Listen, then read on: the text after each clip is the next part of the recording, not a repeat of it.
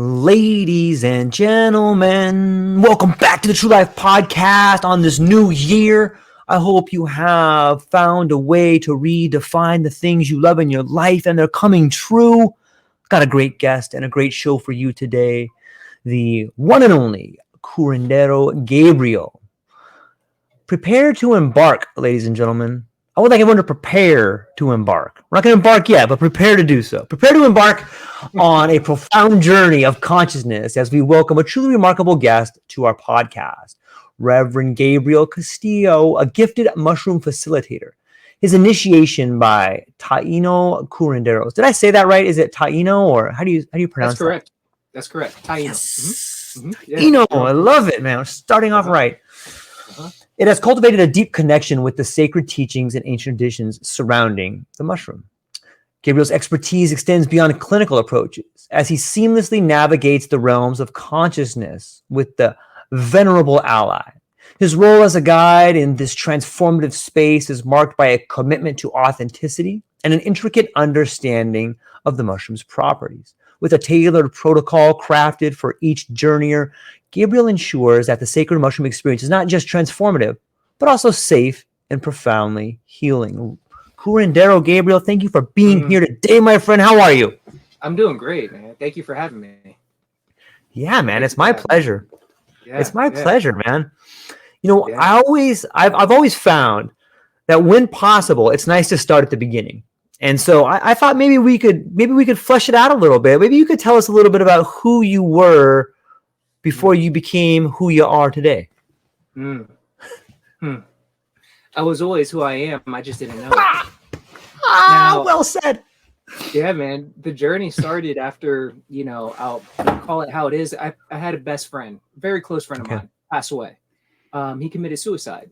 And I was in college at that time playing football, full of ego, full of myself. And that's when I started to dabble with mindfulness. It was always impregnated in my mind that mindfulness was something to tap into, the energy that is all around us. There was something there, but it was too esoteric for me to truly comprehend. And I didn't think it was any value because I was about, hey, you got to be this type of person to do this and leave this way and then to make X type of money. So what I did was I went into my own mind. During this time, I fell into a deep depression. I was depressed. I started to question everything. I started to question society and the illusions that we're all walking through. I would look outside my window in college and I would see everyone going to parties. I would see just a bunch of ants moving around and not knowing where they were going or why they were even going there, if that makes sense. And during that time is when I started to sit with psychedelics. And when I would sit with psychedelics, it was LSD at first. And when I would take the LSD, I would do it very intentionally. I would sit with myself in a room, watching some nature on the background, but I'd be listening to philosophers like Alan Watts explain these esoteric concepts, right? That he does it so elegantly because when he explains it, you can feel it. His words are just put you there. But with the medicine included, it was like boundaries were being abolished and the layer of onions on myself was shedding, right? I was shedding my layers and I was questioning. But as I was questioning, I was very grounded at the same time because in particular, Alan Watts was very grounding for me. He helped me navigate through the illusion with peace and understand the energy of everything, the connection esoterically, right? Linguistically. And that was a very, very powerful foundation because it showed me that there was something else to the mind. There's something else that could be tapped into that we were never taught. So that's when I was graduating and I decided, okay, instead of going into the rat race and just getting lost into this illusion, I wanted to go tap into my mind. I wanted to figure out how to reprogram it. I saw that I was programmed for the life I was living. And I didn't want that because it wasn't bringing happiness. I was wearing a mask, And when I would speak like that to other people, they would understand, but I can see the glaze fall over their eyes, right? So I knew, okay, this was something that I had to journey with. I had to go in, I had to do on my own and not really care about the world around me. And that's where Finally Detached was born. Finally Detached was an idea. It was an idea that was implanted by these philosophers who came before. But I decided, instead of just listening and trying to integrate this into my life, how do I create a life path that I am the creator? I'm not following dogma. I'm not trapped in some illusion. I'm creating my ecosystem, my own little atmosphere with the beliefs that are most meaningful to me. Um, and that's where Finally Detached essentially came from. The process of going through life and the roller coaster of ups and downs, and questioning, is this the right path, or should I be, in the matrix working because I see all these people getting ahead, and I'm like, man, what if I'm wrong? What if I don't? What if this isn't? What if all these questions, right? And that's when I fell across another philosopher who took me, shall I say, it's very interesting to speak about, because Alan Watts was the foundation that was needed for me to be grounded. Okay. Sure. When it comes to working with some of these plant medicines, they can take you to a place where they go beyond the deepest meditation. They go into visuals. They go into deep innate feelings. They go into the space of being able to answer your questions. Now, I did the work to be able to get my mind, my consciousness, if you will, to a place where I was ready to ask the right questions. It wasn't just going in for some artificial reason. I wanted answers to some deep stuff. And that's when I stumbled across the mushroom. The mushroom was very different from LSD. It wasn't artificial. It had a spirit to it. And it had an energy, a consciousness to it, that it took an awareness and it took a skill to be able to navigate it. Now, sitting with the LSD and sitting with the philosophers and listening and looking at the world and really sitting and integrating all that in myself was such a base foundation to be able to receive these deeper downloads. And I'm speaking fast in terms of what this journey was, but that was about a 10-year period, a 10-year period of constantly caring about my mind and questioning everything and not giving myself up to anything. So I was gathering all this information, this data from the world around me. I saw through all of it. I understood about the foods, how the foods are poisoned, how, we're programmed through TV. It's called television programming. It all came so clear. And then I would ask, why doesn't anyone see this? Why don't they understand what's right in front of their face? And during this whole time, that's where, I wasn't a reverend yet, right? But I started to see the connection between the spirituality and the religions. And I was questioning everything to the point where, okay, how is it that I can look out at the world and it's essentially reflecting what was in the Bible, and I'm detached from all of it. So I'm like, wait a minute, is this real? Is this really real, or is this part of their programming that they created a long time ago to keep us in a construct? So like I was deep questioning everything, didn't believe in anything. I needed to grasp and mold and move around it. And during that time is when, with that clarity, brought the ability to hear and become interested enough to dive deep into the mushroom with Terence McKenna. I heard of Terence McKenna. He was speaking about the mushroom and about the possibility of what it is. Now, these were things that were very curious to me, because as I was waking up and grounded with the awareness of Alan Watts, I was very interested in aliens, and I was very interested in all this other stuff, right? And Terrence was the first to say, you know, inner space is exactly like outer space. So if you want to go to outer space, go deeper within. So and it was started to connect all these teachings, because I was like, oh, as above, so below. You know, the magic behind everything, the you know, the books that I read. Okay, it all started to connect, and I started to see, wow, there's something energetic here. There's a knowledge here that hasn't been tapped into, that you can't read from a book, that you have to be in a place where you're ready to receive it. And I approached this medicine out of curiosity, like a scientist. You know, I was like, oh, whatever, let me just do it. I did a bunch of medicines in college, bunch of psychedelics, LSD, you know, mushrooms even back then, but not with this awareness. So he planted a seed. I went into it with that awareness, and lo and behold, this thing spoke. Whatever. It wasn't an outside voice. It was my own mind, right?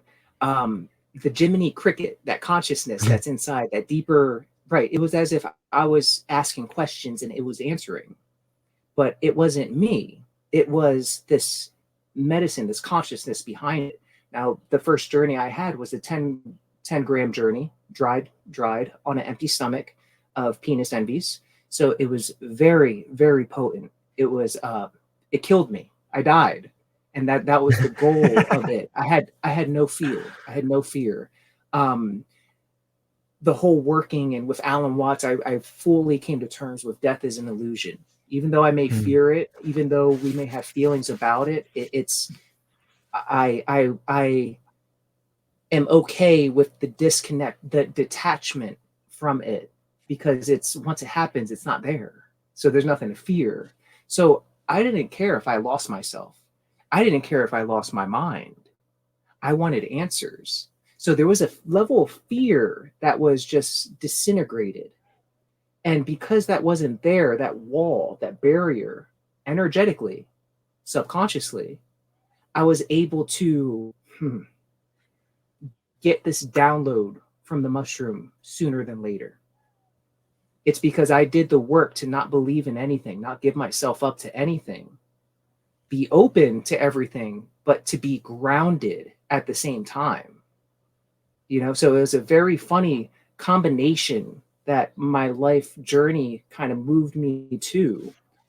But that journey, man, it brought me back to my best friend who committed suicide. It showed me that I wasn't over that, right? So there was stuff to process. I had the tears to go through that. I had to, all the knowledge about, dude, what you have to eat, that they're poisoning the food, all of this. It's like, you can learn it, you can read about it, and you can know it internally, but are you living it?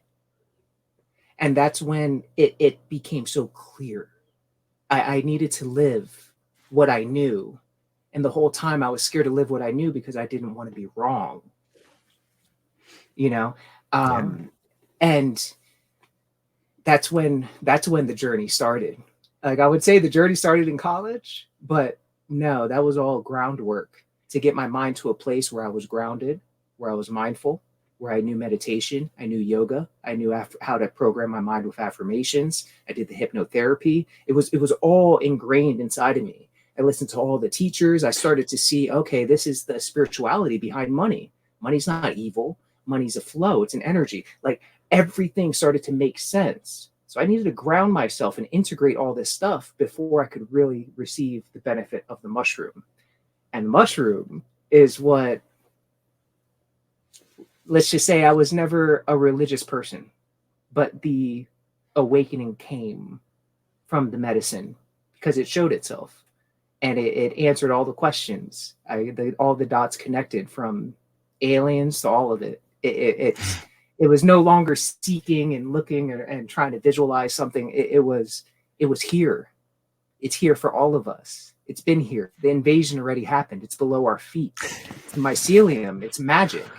And if you have the awareness to tap into that, it's going to know. It's as smart. It's smarter than you. When you take it, it takes you. So it's learning you as much as you're trying to learn it. It knows you. It knows your deepest, darkest fears. It knows what you hate. It knows what you love. So it works with you. And that's what the journey was like for me. It was this constant growing a relationship with a medicine.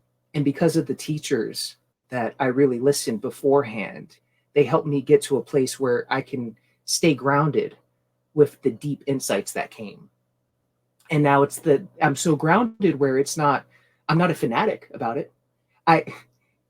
You may feel the same about yourself, but like I know that I know, but I don't need anyone else to see me as a knower. You understand? Like I am very much content that I can die an old man, happy, alone on a hillside, because I know the jewels, the spirituality, the connection, the source. The source. Because if we take it way back, it's how did our minds grow? What was the missing link? We're still looking for the missing link. For me, I went deep into ceremony, and the mushroom was like, you're looking at me. The monkey ate the mushroom. How the hell do you think its mind grew? Where did all this come from? Where did the connections come from? Everything we see is like you're trying to fix something that I created. So you can't fix it without me. If you're trying to fix it outside of this consciousness, it's not going to work, because you're not going to understand what I am. And what that thing is deep. It's deep. It's not from this world. It's not from here, but I can speak about these things and it might seem crazy, or and I'm such a grounded person. I am not a religious fanatic, even though I'm a reverend. That's because I came in contact with a medicine and I got the message for myself of what it is. I didn't need to share it with anyone. I shared with some. They thought I was crazy as hell. Even my best friend, I had a journey with him, and they think I'm so crazy. But it was deep within my heart, a deep knowing. When you know, you know.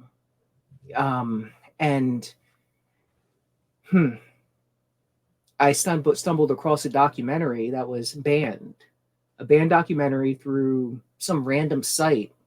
It was hard to watch. I had to jump through loops essentially, but it was explaining how magic mushrooms could possibly be the source of all religion, or shall I say the source of the Abrahamic faiths. And this video is incredible because it just put into picture and into words everything I experienced. And it was basically explaining how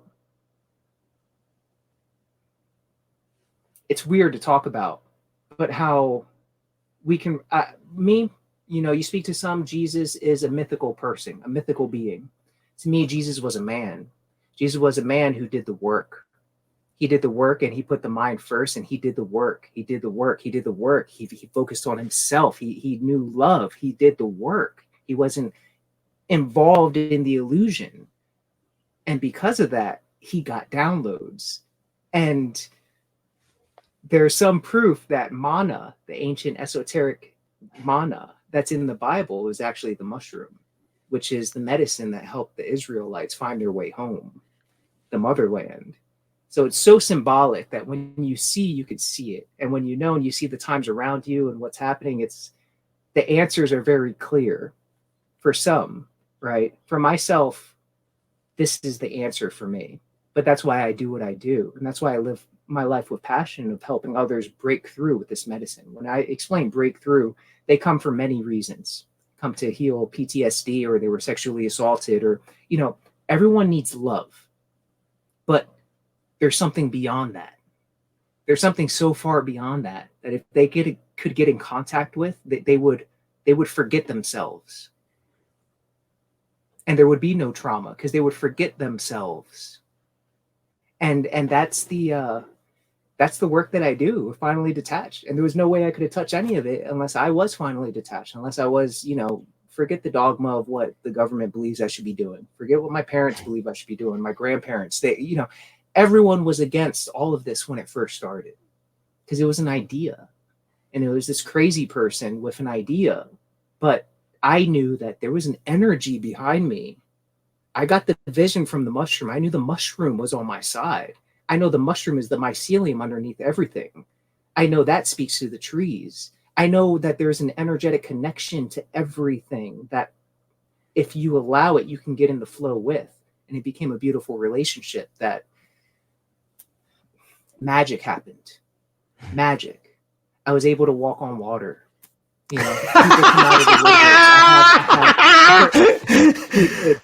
Wait a minute. I mean, Wait a minute. What do you mean you can walk on water? You gotta walk that one back with me. What does that mean? I was able to see things before they happened. So to people, what I was doing looked like magic, but what I was doing was just listening. I learned how to listen to this. Way better. That's way better than walking on water. Well, I like to use that religious aspect because why? Why do you like to do that? Because I would like to. My job. Is that what you said? I'm just busting your balls. Like, okay, yeah, like it bothers me when people say "I" and then use like religious symbolism, like walking on water. Like, I think that may be walking down the wrong direction. What's the difference between wellness and illness? Right? We is wellness. Illness is I. So when you start using the word "I," want people to see this me walking on water, that becomes symbolic of a problem, right? Depends. I didn't make this clear. When I came in contact with the consciousness of the mushroom, Gabriel was out of the way. Gabriel had to make a decision to say, hello, whatever you are, I give myself up to you. Whatever this is, this being, my consciousness, I give it up to you. Take me, show me, lead me. It became a point where I and this thing was no longer something I had to connect to. It became one. So when I speak I speak for the mushroom. I'm not speaking for Gabriel. So if that's hard to comprehend, I get it. But that's why that's the journey. That might be the work that I have to do, or that might be the work that you have to do. I don't know. You know, who knows? I don't know. But it's a great conversation. I like that absolutely. part. I think that, you know, first off, I think that language is nebulous. Like, we have this problem with language, especially people that speak multiple languages. Like, it's very difficult for us to sit down, regardless of who you are. Like, no one ever sits down and says, okay, these are our terms, let's define them before we begin discussing. And so what happens in so many ways is that people begin talking, but they begin talking past each other because they don't stop for a minute like we're doing and defining, what does that mean to you? And both people can learn a lot when we do that. But it does on some level. On some level, it takes people and it brings them in. And some levels, it takes people and pushes them away. But I'm thankful that you took a moment to explain to me the difference between I and there. What, you know, we all have a different definition of what the sacred space means to us, you know, and it's fascinating to me to get to learn it on some level like that. I apologize for cutting you off right there. I wanted to jump in and say that point about discussing different terms like that, because I think it's relevant for everybody listening right now. So I appreciate it, man. Absolutely. Thank you, because that simple comment or whatever I said can push people away. Right. Yeah, and totally. I again, right, speaking for Gabriel, right, have the human of me have fully understood that, you know, you're not going to reach everyone. Right. You're the words you use may push people away, and that's okay. They're not meant for me. They're not going to break through with the medicine I teach. The message isn't meant for them. They're not going to get it. Right? Maybe there's work to do. Maybe there's not. Maybe there's another teacher to listen to. We're all talking about the same thing. But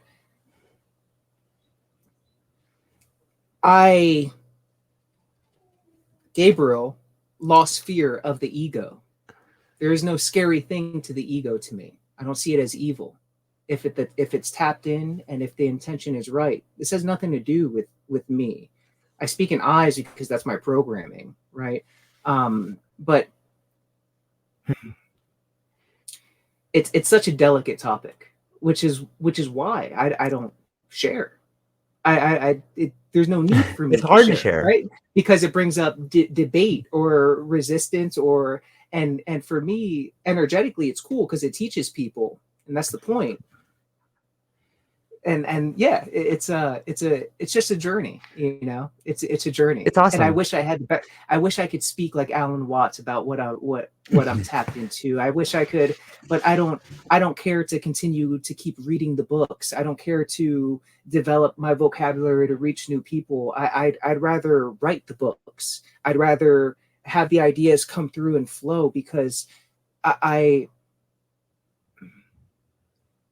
Gabriel is just a puppet to this bigger thing. And this bigger thing could be scary for others, because when it spoke through clearly. And I made the decision to give myself up to it. And it said, if you follow me and if you do my work, I will take you to everything that Gabriel wanted. But you're going to leave your mark on this world. And what I truly wanted was peace. I wanted to be an example of freedom. I wanted to show that you could tune in and tap in and have an idea and create it and create positivity on the earth. This was Gabriel's little concept, but what this thing is doing, it's much deeper than that. It's using me as a little pawn to do a little ripple over here in this corner. And then there's many people that this thing speaks to, but it doesn't speak to everyone. And it's such a funny thing. You know, out of all the journeyers I journeyed with, there's maybe only a few who have truly heard the voice and who is truly in a place to listen to it. But I had no family. I was willing to get rid of all my family. I was willing to find new friends. Many people aren't willing to do that. They're not willing to lose everything that they thought they knew to step into something brand new. And that's when it all changed for me. That's when the I didn't matter. That's when I fully understood that this ego, this consciousness, this thing decided to co-create with me. It decided to tap into my ego to be able to reach and do work here. Ego's not evil. So that's why I'm loosely using the word I, if that makes sense. Yeah, it makes total sense. I like that. I'm curious to, whether it doesn't take a whole lot for people to follow the idea of the hero's journey or mythology or understanding. There's all these great works of art that were written that explain what it's like to lose everything in order to be born again. That is something that a lot of people read about, but most people don't, like you said, they don't really experience. What was it like when it sounds to me like you've had that journey a little bit, like you left your family sort of in a prodigal son way, but more probably an indigenous sort of spiritual way. But I guess those are kind of similar. What was that like for you? Maybe you can explain what that was like to leave everything and start anew in a world of uncertainty and begin again. What was that like? Beautiful. It was all mental. It was all up here in my head. My fears were in my head. My fears of, oh man, am I going to go crazy? Yeah. How are people going to think about me? Or my family is going to stop loving me? What do I do? Am I going to find new people? Is this the right path? Is it not? It was all in my head. But the clarity, not the clarity in my mind that came from taking a medicine, the voice that was speaking was so damn loud, where I knew that there was something there. And I was crazy enough, detached enough from society to be like, I'm going to listen. I'm going to listen to this, because I was at a point where I was trying everything out and I was suicidal. I was ready to take my own life because the shit wasn't working, man. I was like, okay, let me go. What do I need to do to make money, to be a living, to do this? But I'm not happy doing that, man. I'm not happy, So it was as if this thing was waiting for me. It was waiting for me to find it. And lo and behold, I find it, and it showed me. It finally gave me the answers to what I was seeking. Alan Watts reading it didn't do it. It gave me time. It helped me not commit suicide, but it didn't give me the answer I was seeking. Yeah, I would go meditate and stuff. Yeah, cool. You go to nothingness and you feel the connection with everything. That's beautiful. Everyone can be, but for those who have questions, there's a way to go deeper and get answers to the questions that no one had answers to. And the thing is, you're not gonna be able to get these answers and then come back and say, "Hey, I have the answers." No, you're a crazy person. But it's for you. If you're grounded enough to receive it and to apply it. Yeah, that the journey was beautiful because I had a friend, I had a companion, I had an energy behind me, dude.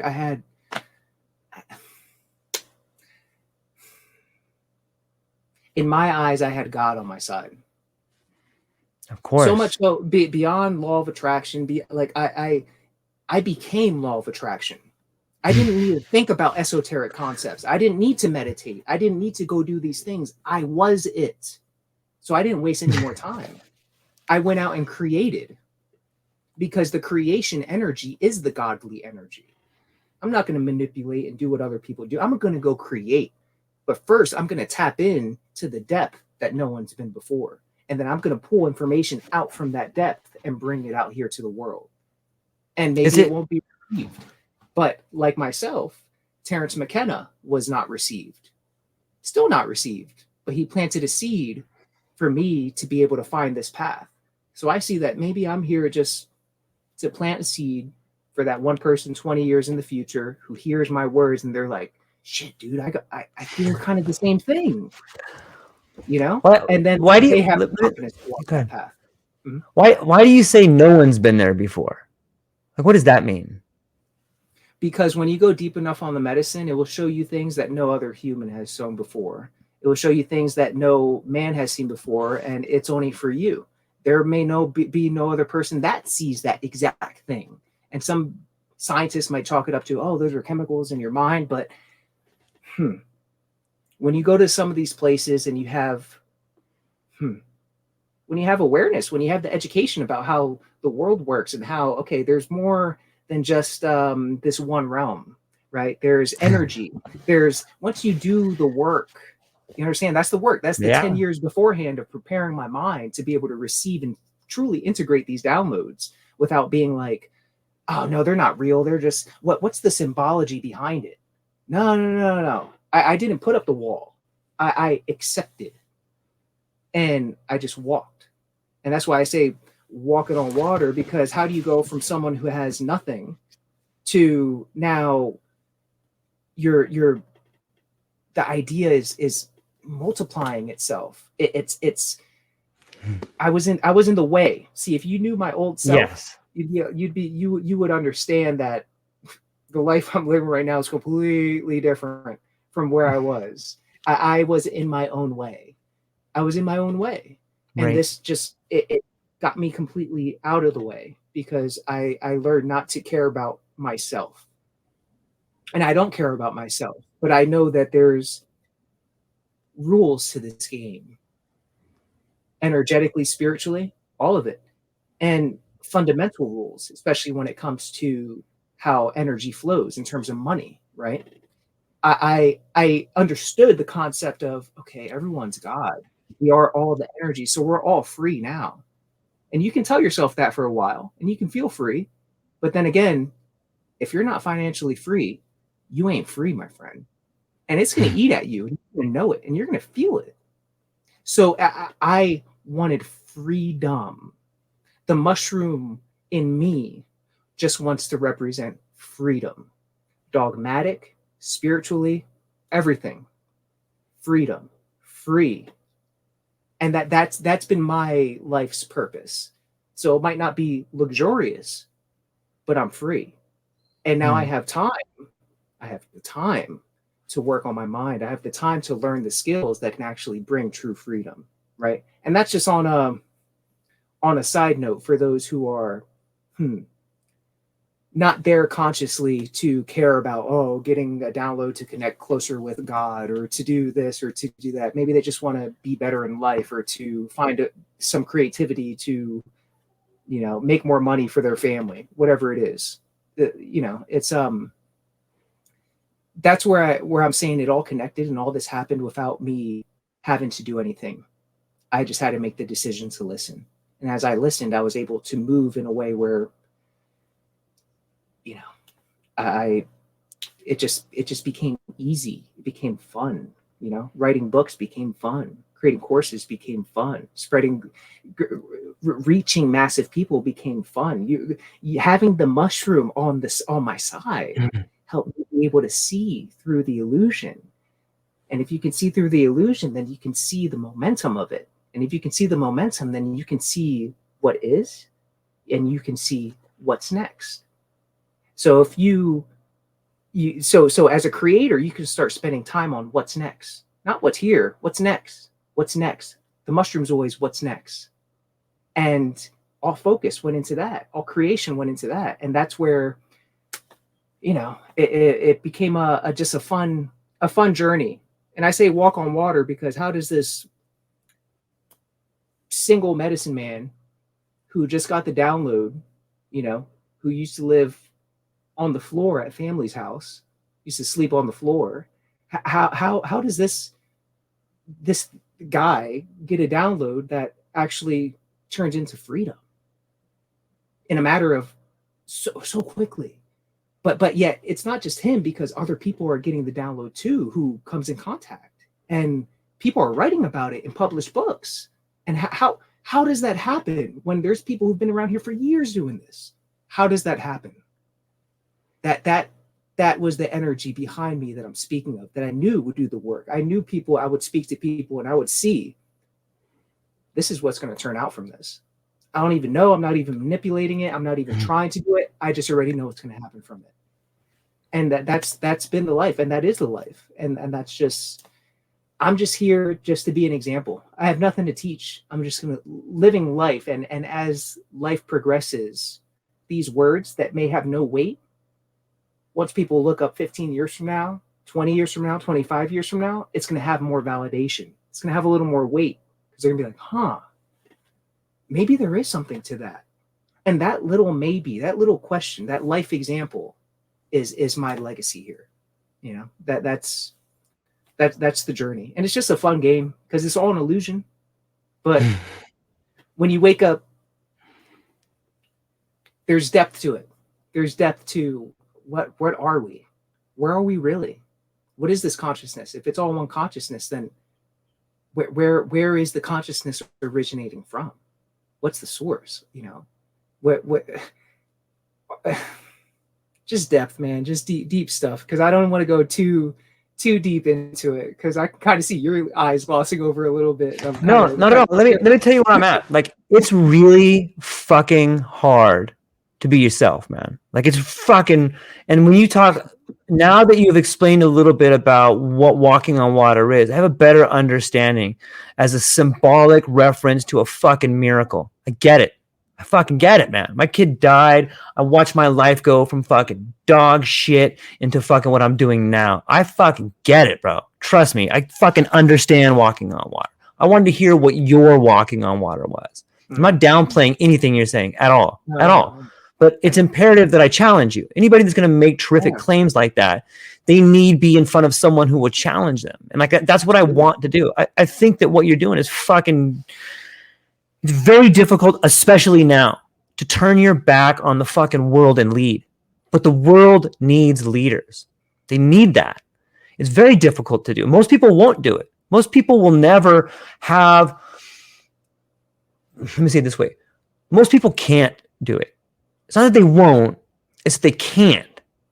They have a family. They have all these reasons. And who are you and I to downplay other people's reasons why they can't do it? We're not living their life. Right. And so when I see people that are really gifted and really fucking talented, it's imperative that I want them to see things in a different way. Like, look, you can do it, Gabriel. Like, you fucking did something that most people can't. You found who the fuck you are. You went to a place most people can't. Most people would commit suicide, man. Like, look how many people are committing suicide on a daily basis. Never before in history have we seen an epidemic of people killing themselves. It's fucking hard. And here you are going in front of thousands of people and telling your story.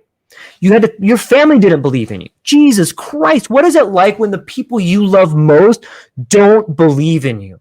Holy shit, I get goosebumps, man. I know. And so that's not my eyes glossing over. And if it's them glossing over, that's fucking tears, because I get it, man. Like, that's what it is. So I just wanted to stop for a minute and pause, because it's not me glossing over. It's me understanding what it's like to be on the path of no one understanding you. It's me being on the path, much like you are, and going to this place where fucking no one understands. But there's a lot of, and like you said, you had mentioned this, there's a lot of people out there that are getting these downloads. So like, you know, that's what I'm trying to bring out right now, is this idea of it is happening. Whatever this thing is, it's happening right now. It's happening to you, it's happening to me, and it's happening to other people.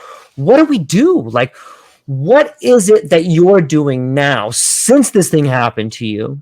And what is the life you're living now? Because you're right, there is this idea of freedom. Money is this fucking bullshit idea that chains you to the life that will never allow you to become your total self ever. Money is a chain.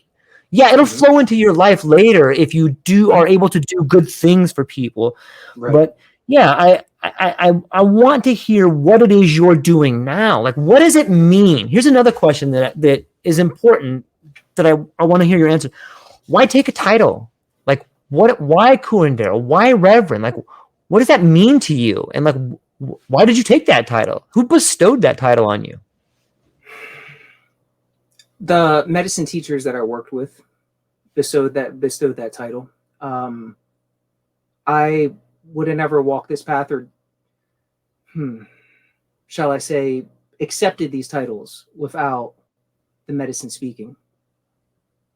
The clarity behind it is where I fully understood, okay, this is what it is. I'm a teacher for this. It speaks to me. So and I'm integrated in society. Even though I'm out of it, I'm very much integrated. I'm not walking around barefoot. I'm not all hippy dippy. You understand? I'm very here and now. I'm very here and now. So it's as if it chose me to be able to communicate to normal people. I have an extraordinary vocabulary. I'm educated, but I'm here just to reach normal people because I'm normal. I was ready to commit suicide multiple times. And that'd be crazy for people to hear, but it's true. But because I was there, I was closer to finding before anyone else, because I was at the end, bro. And that's why I see, like you said, the epidemic happening. These people are ready. Those are the warriors. The ones who are ready to commit suicide, they don't know who they are. They're the warriors. They're the ones who I seek, because I know they will break through. They will receive the download because they have nothing else. They've already mentally given it all up. A lot of people have not come to that point, so they're not ready to receive the download, you know? So they're in that illusion. You know, what I'm living now is freedom. Freedom, not just, let me explain.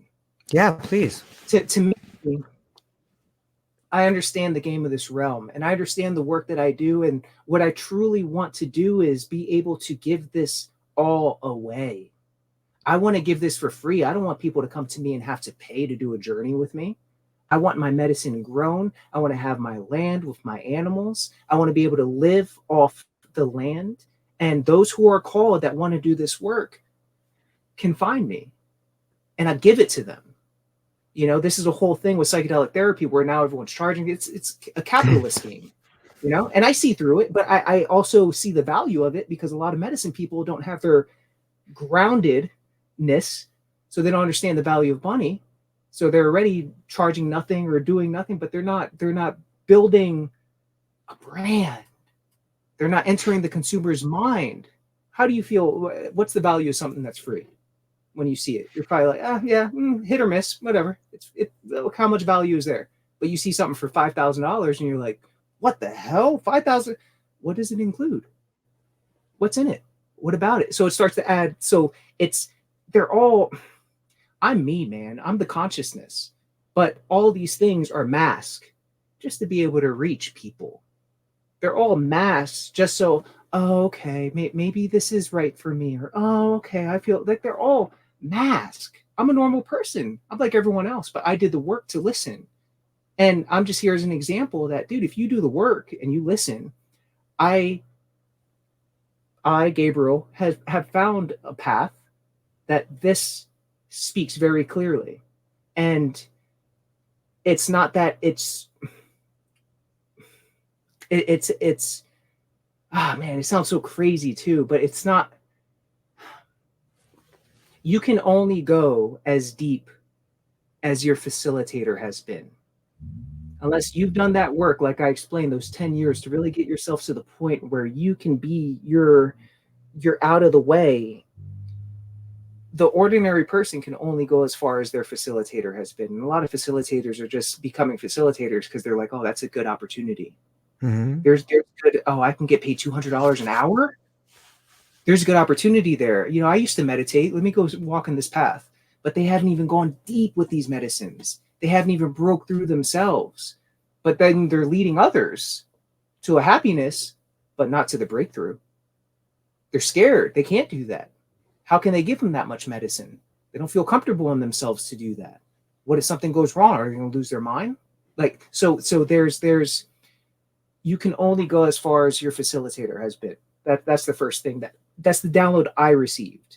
True or That's not? a great point. But for me, the mushroom has taught how to use the matrix to my advantage, because the mushroom was like, okay, if you're giving yourself to me, I'm going to help you crack this code, because this code is nothing. You should not be spending time on trying to crack the code. Here's how to do it. And I just listened, and it took a year of creating stuff, making YouTube videos, learning how to edit videos, learning how to do all this stuff. But I was in pure creation. I was just having fun. And lo and behold, boom, it hit. Do this, do this. And then I started to see some cash flow from it. Now, I did the education beforehand. During these 10 years, I wasn't just sitting and meditating. I was also reading all the books on Warren Buffett, on, listening to Grant Cardone religiously, understanding Tony Robbins' mindset. Like, I wanted to find the spiritual connection, because I went deep in the rabbit hole of the spirituality, to what modern society finds important. I wanted to find that connection so I can no longer walk between the worlds, but I can be that boom. And that programming that I did on my own mind, it was mercurial. I became these two separate ideas, and it just shoo. And then I was like, I see. Now, as a medicine man, I can find the way. I can create cash flow, and I can create while giving back at the same time. And as I give back and I create a brand, which is an idea, but the idea starts to impact and infiltrate people's minds, like mycelium. It's a virus. It's a virus to the matrix.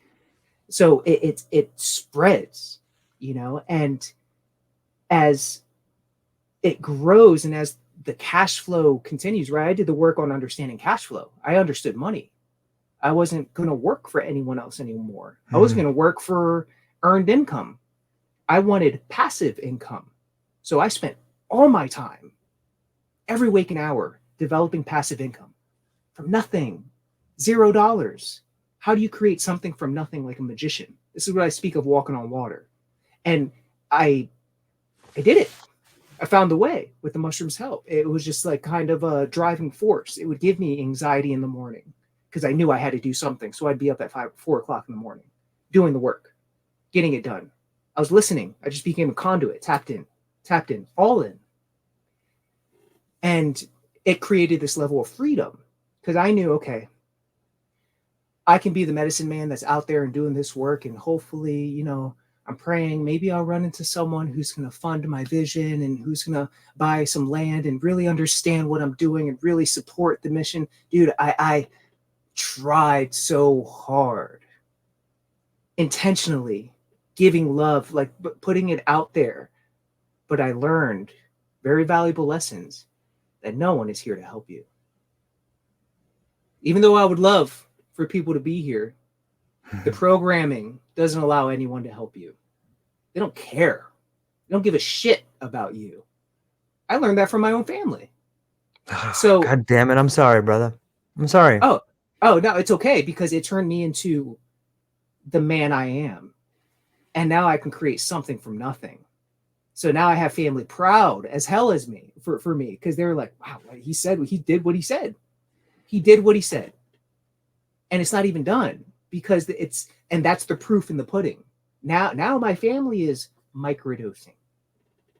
You see? Now they're walking that path because I am living it. I became the conduit of an example. And that's why I can care less about monetary expensive, but to everyone, monetary is everything. And if you have someone who's saying, dude, the mushroom's the answer, and they come from zero and they're monetarily successful and shit, they're going to be like, let me try that. Let me try that, because I tried everything else just to make a little money here and there. You know, it's another mask to help bring people to the truth of this thing. So it's very strategic. Why do you need a mask though? Why does it have to be a mask to bring people to stuff? Why can't it just be the thing that brings it to them? Why does it have to have a mask on it? Because you got to know who you're working with. You got to know who is out there, and you have to see the game that's being played. You have to know the programming that is being infiltrated on the minds. That's why I said I was able to use the matrix to my advantage. You see? I do. I think you play into the matrix when you wear the mask of the matrix. You know what I mean? Like, why not? Let me ask you this: what's more valuable, something you create or something you find? Something you create. Something you create is more valuable than something you find. Why? Because the creation, if it's coming from source, it's the creation. If you're meant to find, it's meant to be found. But if you're meant to create, you're meant to create. And if you create, then you're helping other people find. It's not about the creation for me. It's about helping other people find. And if I have to speak in a way that can get this type of people, if I could speak to a way that can reach that type of people, it was my life path. I lived the life of sales, of wearing a suit to work. That was my life for a little bit. Like I am all of it. So who am I to be like, oh no, I'm just a medicine man now. Let me start walking on the earth because I believe it. Let me grow out my hair because I know it's the connection rod that helps the electrical antenna connect to the earth's energy. Let me go through all of that. But dude, I how many people are watching Gaia? You understand? Like a big amount, but still there's a wall there. There's a wall because it's too woo-woo. Some things are too woo-woo to reach people, you know? And I realized that, yeah, I am that, but then again, I am this as well, because I live between the worlds, and that is my value of who I am. And that's why the mushroom chose me, not just so I can be some hippie on the side of the mountain. I can go do that. I would love to do that. That's what I want to do. But how did you do it then? This is the sacrifice. I'm a warrior. So my job here is to find the other warriors. And my job here is to use the creativity to put the creations out in many ways to find the few who are ready to wake up with this medicine. It's not to collect finances or anything. What I'm doing is creating the ecosystem that creates the financial freedom. So then I don't got to worry about money, and I can give this away for free. So then I can run the campaigns that are, hey guys, come do this work for free. If you're this, that, I want to give it away for free. Trust me, if I would have had the millionaire who was like, dude, I love what you're doing, let me help you out, I would be that hippie, but I couldn't do it. And unfortunately, this is the lesson that a lot of medicine people do not understand. They're waiting for that person to help them, and there ain't no help out there. I'm sorry to break it to you. There's no help. There's people that you can co-create with, but still, you cannot depend on anyone but yourself. And that's the sad truth of this day and age. There's very few people with integrity. There's very few people who are willing to die, for what they believe. I'm willing to die for what I believe. I know it that much.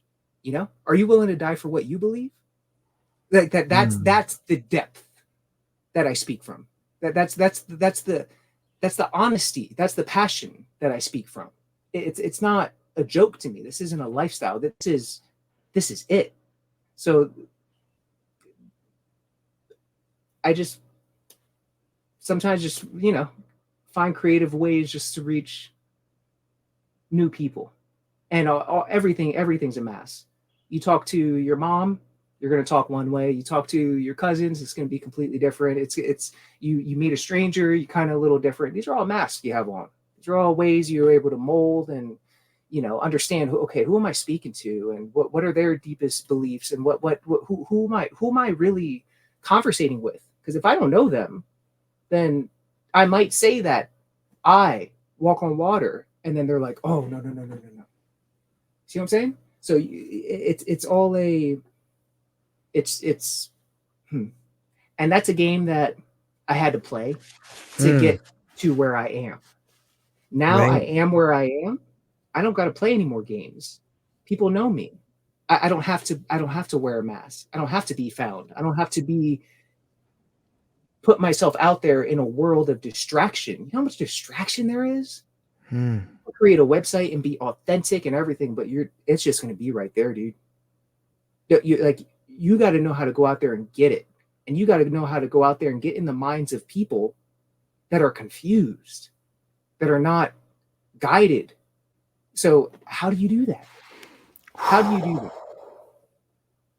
I think you got to be authentic, man. I don't think you have to go out and find the warriors. I think the warriors will find you. Absolutely. You know what I mean? Absolutely. And that's been the vision. You just explained it clearly, because that's why the mushroom was like, hey, no one's going to help you figure this out. Figure out the matrix, figure out how you can tap into it with your idea, with your soul purpose, because now nothing's taking energy from me. I'm taking energy from it. It's feeding. I'm not feeding it.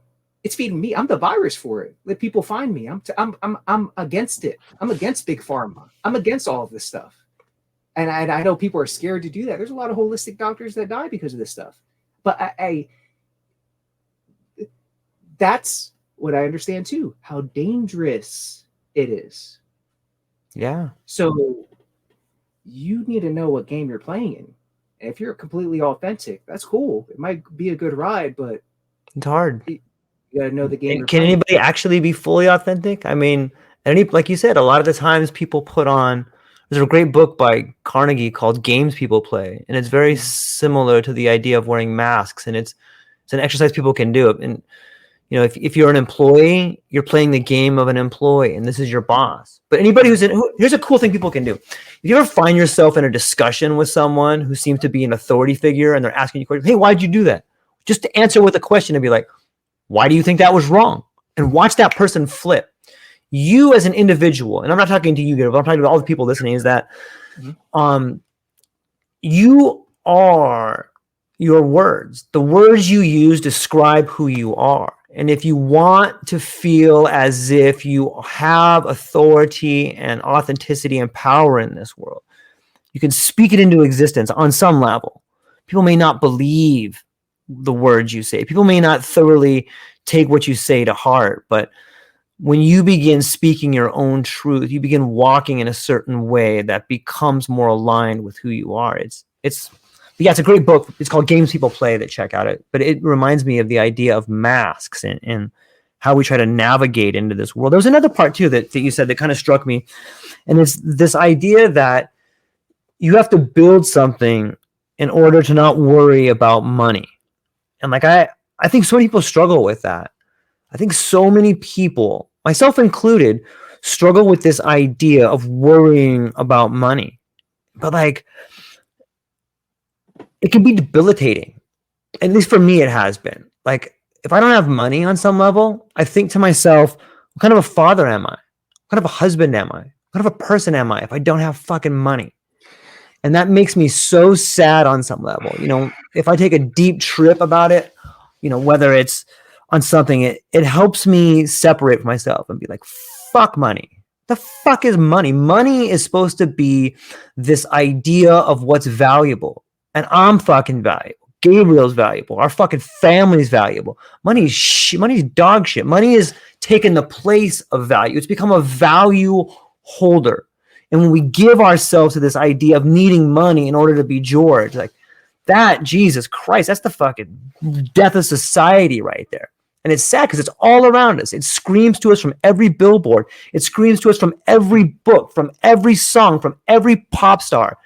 It's ridiculous. And it saddens me. It fucking saddens me to think so many of us are goddamn walking around here and worried we don't have enough fucking money. It's fucking bullshit, man. It makes me sad. How does it make you feel, man? I felt this the exact same way. And Lippy, it was and I realized I had those feelings. Yeah. Because they were truth. I was telling myself the truth, and the truth hurt. The truth hurt. So I started to ask myself why. Money is energy. It's a spiritual thing, and it's a spiritual thing to attain because it's hard to attain. You got to do work to get it, and that's a spiritual journey. So I had to detach from what I thought I knew and really understand where am I lacking as a human being that I cannot allow this energy to penetrate my life. What blocks do I have in my psyche? What do I have? The human being creates, I don't know, 20,000 cells a second. So why can't we make $20,000 a month in cash flow? That's so insignificant and small. So it was the training of my mind to fully see that there's no evil behind this. The intention behind it can be evil. How it's played is evil, or it can be your greatest asset, right? And that's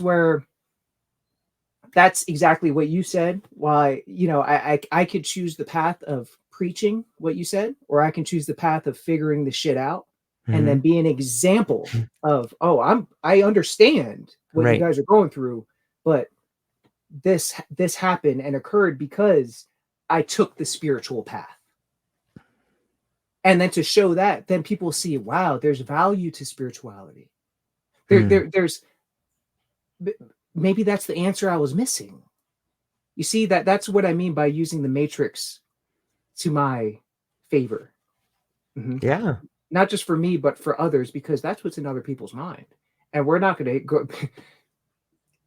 There's no way you're going to tell someone that's not true. You're not going to be able to convince them out of their own mind. They're going to feel the value of it, right? Even though I know deep down in my being, yeah, dude, that's what it is. But then it comes down to it's a spiritual journey, and a lot of these people who get it, the families that run everything, they've gotten it for a while. They've gotten it for generations. They've gotten it for generations. And my family has not taught me that. We are generations behind. We're new families. So when you understand that, you take a responsibility to be like, I'm not letting my kids ever feel this. I need to be the first in my generation to get this shit to the next level. Because if I don't, then they're starting from the bottom. And this shit's getting worse. The haves are up here. The have-nots are coming here. What do you think that separation is happening? It's coming bigger and bigger. And what's the gap? The understanding of spirituality. Because nothing's stopping us from attaining this. It's abundant. This world's abundant. It's just about breaking through our own constructs, our own limitations to be able to see what's all around us at every second and having the courage to step into that shit and not care what people think. Not care that people are like, oh, all he cares about is money or this or that, whatever. Like I woke up spiritually. You're still stuck in something, and that's why you see it that way, which is okay. That's your journey, but you can't judge me for my journey. That's just the detachment of it that's required to detach yourself from everything you thought you knew to just sacrifice for this other side. Because once you understand that other side, bro, then you become whole. And now you're dangerous. Because now you don't need someone to fund your ideas. You can get it yourself. You don't need to go to a bank to get a loan. You can create it That's yourself. You right. can create magic out of thin air. And That's right. that's what should be taught, because when you teach people that, they don't need to go to work on Monday. They don't need to pump into the system. They don't need to that's the education that we were never taught. You're not even Right. taught that in college. Right. Understand? So that's the example of what I'm here for in this part of my life. You know, I'm Well said. I am a conduit that is looking at what's being created, and I have ideas of where it can get to and what it can be, and I see all these other ecosystems that can connect to it, and it's like, well, finally detaches just one thing out of 5 things that are going to be created in the future that all feed off of each other, that all reach in different ways. But I don't know how it's going to happen. I don't know if it's going to happen. I don't know if a new idea is going to pop up. I'm just here to listen. Yeah, it's an interesting thing when we learn that we're dangerous. It's fucking powerful, man. Like, it's the next part of the journey for me was, now what do I do? I'm a dangerous motherfucker. I can hurt people in a lot of fucking ways. Now what do I do? Like, that's a fucking, like, you know, and I think that that's why they don't teach it, because a lot of people know, if a lot of people knew how dangerous they were, would we trust them? I kind of think we should teach people that. Like, I don't think that should be taken away from people. People are dangerous. They should embrace it, and they should learn to wield it in a way that is responsible.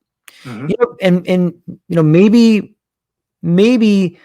this is what happens when you reach a sort of spiritual milestone, is that you're allowed to see that you're dangerous. And then the next step is, what are you going to do with it? Mm-hmm. How are you going to wield this? You're given power on some level. You've found a way. You broke free from your family. You've fucking walked down the path. You've conquered some fucking demons. Okay, here's the fucking staff. We could do with this now. You know, and it's both humbling and rewarding, but also a bit frightening to wield power in some levels. And those people who are not afraid to wield power, I don't think should be allowed to have it. Because those are the people that have been detached for too long. You know, when you speak about being finally detached, on some level, it's like we're given our freedom. Like, fuck, I made this shit. Fuck, I get it. I see clearly. But what happens to the 3rd or 4th generation who didn't untangle themselves, but has been born detached? Like, they've forgotten what it's like to have a family that forgot them. You know, they forgot what it's like to still love your family, even though they forgot you. They've forgotten that, hey, you know what? Maybe my family wasn't as educated as me, and I forgive them for fucking turning their back on me because they didn't know. Doesn't mean I'm not still pissed off about it a little bit. You know, but I understand that these fuckers were very selfish in their own way, but I still love them. You know, I understand them. I fucking figured it out. Okay, you fuckers. You're very selfish. I'm so pissed off at you fuckers. But I get it. I'm not happy about it.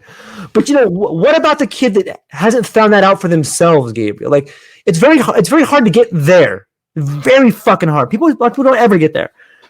But what about the person that has power and never forgave their fucking family? You know, I don't know. Like, I think that we've walked a lot of similar paths. We probably, on some level, have slayed a lot of similar fucking demons. I forgive my cussing so much, but I'm passionate about it. But I see that on some level. And when we start talking about people in authority, you know, I see people that have gotten to a point on the path where they're no longer willing to have empathy for those people. And I draw that back to the family analogy. When I'm talking about, I'm talking about my family as much as I'm talking about my other's family. Like, my family turned their back on me a while ago. And I spent a lot of time blaming, like, these selfish motherfuckers, dude. How? Why? And then when I had kids, you know, it dragged on me to a level like where I would never do that to them. And then you get to this point where you're like, They didn't know any better. They didn't fucking know any better. Their parents did it to them. How would they possibly know? And then all of a sudden you get to this point of like, holy shit, man. I'm going to be the one that has to change it. And you're so thankful. It's a heavy burden, man.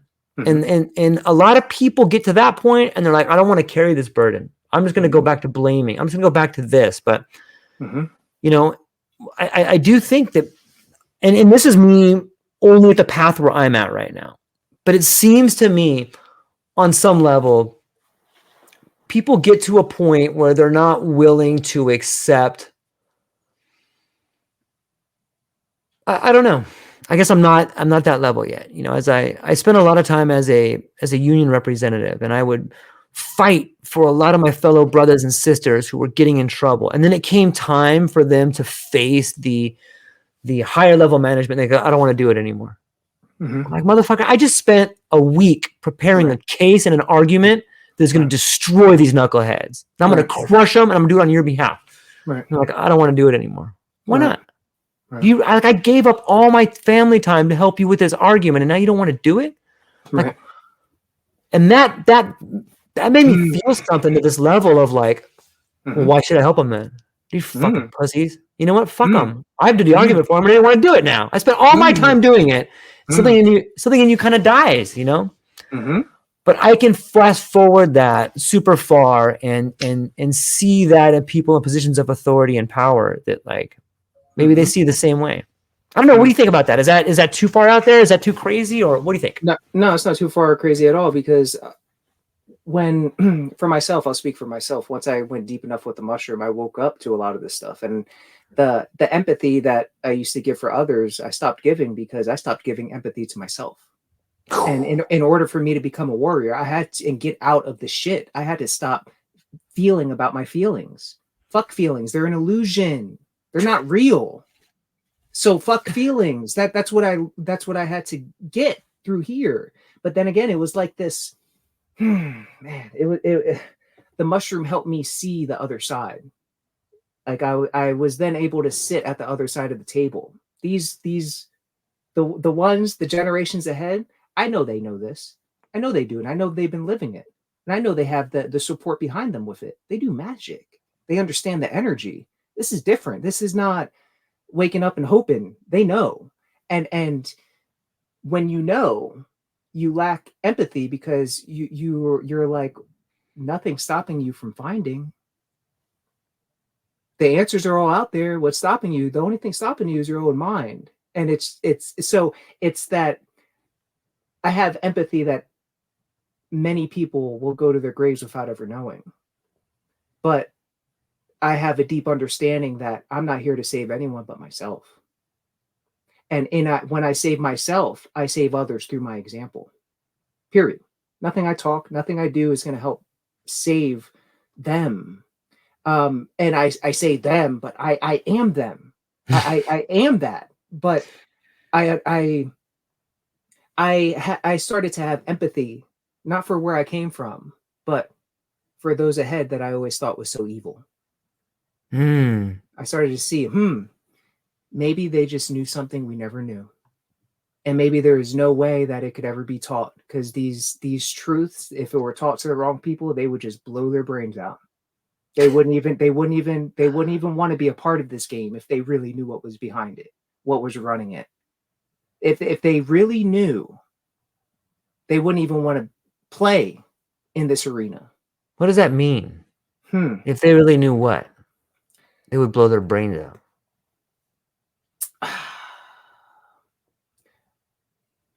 For men to enslave men and create this whole system of enslavement, monetarily, pharmaceutically, all levels, this is beyond man. This is out of this world. And once you awaken that, the devil is not just an energy. The devil is, man, there's some deep stuff, man. Yeah, it's all right. Let's just talk it. Yeah, let's do it. I love it. Okay, fuck it. Yeah. This is all out of this world. That's why the mushroom speaks to a few. It's here as a virus to teach what is in control of all of this. Because once you awaken to that, then you understand how to fight back. If you don't know what's in control and you think you're fighting man, you're lost. You're done. If you're trying to fix a law or whatever, dude, you're done. You're in the game with them. They're creating the trends. They're creating the seeds that are implanted in the mind, and they have the research and the data to know what it's going to manifest 20 years from now. They know what it's going to look like 25 years. This is not man that we're playing with. And I'll just leave it at that because I don't want to sound like some crazy conspiracy theorist. But once you awaken to what it is, then you can get serious about it. And then you start to be like, how do I really fight back in this?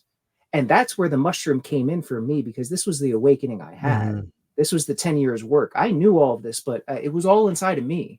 But then the mushroom showed what it is. The mushroom showed where my conscious actually is. The mushroom showed why this is all an illusion. Yeah, there's ones and zeros behind this whole code. Why?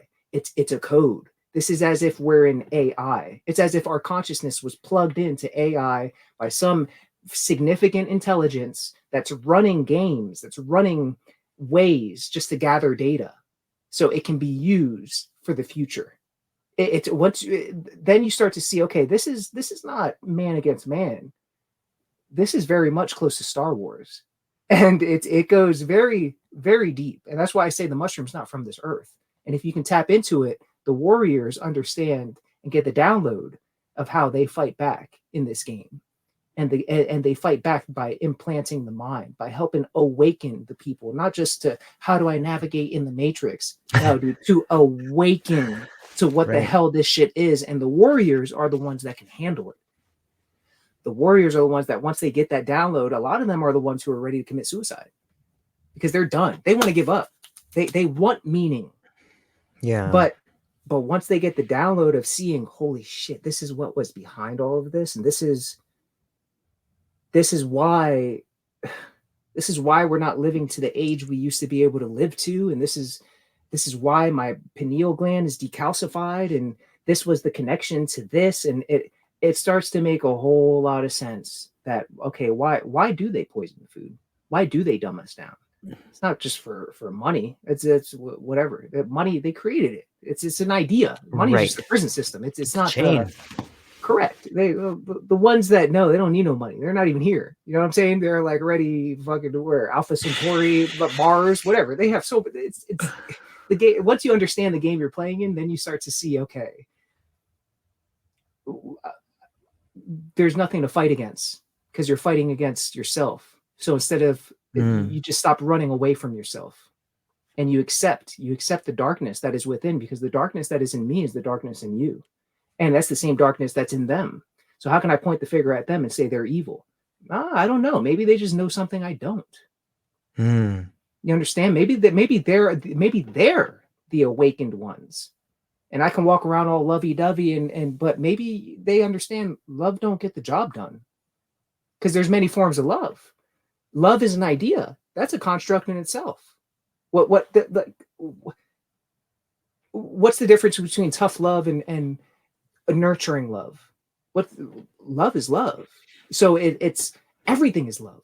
Your vibrational being that's just vibrating, that's creating George. That's love, man. It's all love. So there's not this idea of, oh, this is love and that's hate and this. Nah, man, it's all energy. Now, how are you going to use that to fight the war?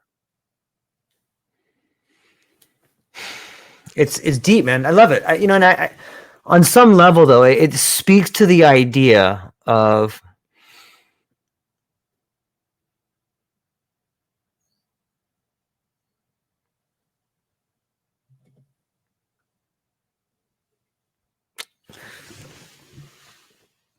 are people awakening to the idea that there's a lot of people that are inferior? Like that's a fucking, there's a lot of noble truths out there that we tell ourselves. What happens when we pull the covers off and we tell the world, look, some people are really fucking inferior. And it has nothing to do with color or race. Some people are just dumb. What the fuck should we do with those people? Like, that's a pretty interesting concept to think about, you know? And like, I'm not saying that as a pejorative. I don't mean that in a negative way. You know, It's not. there's people who look at me and be like, that guy's a fucking dummy. They're probably, a lot of them are right, man. Like, I'm fucking far from an elite intelligent person, man. Whatever the fuck that means, Right. you know, but I think it's a slippery slope. And those people, anybody who thinks that they're more intelligent than other people, Jesus Christ, man, that's a problem, right? Or what is it? I don't know. Absolutely, because there's no intelligence, right? No one's more intelligent than others. It's just some have awareness and some don't. And what we're talking about is awareness. Right. And if people lack awareness, then you're honest and you're like, damn, there's a lot of inferior people who are lacking awareness. Then you start to create the solutions for it. But if you're not honest, you're wasting your time dancing around the truth. You're dancing around the truth, and then you're never gonna get to it because you lack that warrior mentality to say, fuck it. I don't care about feelings. I want to see it how it is. Tell me how bad it is. What do I need to do? Because I'm gonna make it. I'm gonna do it. I'm gonna fail. I'm gonna fucking fail. I'm gonna fucking fail until I get it right. Like that's it, you know? And that's we've been softened. Right. This is a softened generation. We want to run to the feelings. We want to go meditate instead of going to feel the pain and actually just work through that shit. You know, understand what you are, awaken to the energy that you are, and move. We've been taught, we've been softened, man, and we've been softened for a reason, because the great days are coming. It's coming. It's right around the corner. We all know it. That's why we're all starting to wake up to this stuff, and that's why people are listening to these things. It's happening, and who's going to be fighting? There's so many soft that it's going to happen, and everyone's going to hold hands and meditate, and that ain't going to do that. I'm not going to say anything, but that's all I'm saying. That's why we're talking about programming. I believe they programmed us for what's coming. And when you wake up to the level of programming that was infiltrated in you, you'll start to see like, shit, maybe this whole awakened trend was something that was created and implemented, like the psychedelic 60s, like LSD, like them dropping stuff into, maybe they know what they were trying to create because they know what's coming. It's you know, if past relevant behavior is the best predictor of future behavior, it's interesting to think how things can be guided. I think it's a true statement. If past relevant behavior is the best predictor of future behavior, although it's not 100%, it is a pretty good barometer of what's happening. And I talk a lot about psychedelics, and I don't think it's necessarily my idea but there's a lot of similarities between the late 50s and right now, when psychedelics had this medical model and they were doing all this research about helping people see things. And then when it got to a point where things were getting out of control, that genie was put back in the bottle, or attempted to put back in the bottle. And there was a lot of people that didn't want to go to war anymore. There was a lot of people that didn't want to pay taxes anymore, you know, and you know, Timothy Leary gets a bad rap, and people probably get pissed at me saying that, but I've never seen a more better time than for people to fucking, you know, turn on, tune in, and drop the fuck out, man. I know people don't like that, but guess what? Guess what, man? Sounds like a pretty good recipe to me. Absolutely. And it's been shown that all of that was started by the CIA. So like I say, these guys are masterminds and they collect data. Why do you think they knew this next awakening was going to happen? There's no way they're going to hold it back. But now who wants to be in control of all of it? Who wants to say, oh, this is clinical, and this is how much medicine you should take, and this is what's going to make you crazy, and oh, be careful, you might jump off a building. Yeah, they want to make you happy enough to keep playing in their game, but they don't want to break you free. So that's why people like me, we're not on stages speaking. You know, I have people that are idols to some people that I know. They haven't even been deep on the medicine, but they're speaking for it. You understand? Like they're so it's like the Terrence McKenna. You know, there's the crazy one. They're down here. They're never going to be seen, but all the scientists are looked at. Everyone's waiting. What did the scientists say? So I can feel safe and do this. Because they don't understand what are the what's the paradigm of the scientists? They can't push the agenda. They can't go outside the bounds. If they do, they're going to be reprimanded. So it's such a game. That whole education system. That whole you got to learn how to detach from all of that. And understand that the ones who know are the ones who experience the shit directly. That's who I wanted to hear from. That's what I want to know from. I don't care about what education you have. That, to me, that is the Great Awakening. That's the benefit of the psychedelic medicine, and that is what's not being taught. That's not what being shared. That's not being shared. It's all in this cookie cutter approach. It's all in this. Okay, what a ketamine and this ayahuasca and fraud. It's like, dude, it's no one's saying what the hell it is because maybe no one knows. Maybe no one got the download. I don't know, but I know I'm not the only one who got the download. It came before. I experienced it for myself, but then I'm like, how am I the only one that sees this? I don't. I did the work though. I sacrificed myself. I don't know how many other people did that. I don't know. So that's why it's such a weird freaking thing to talk about because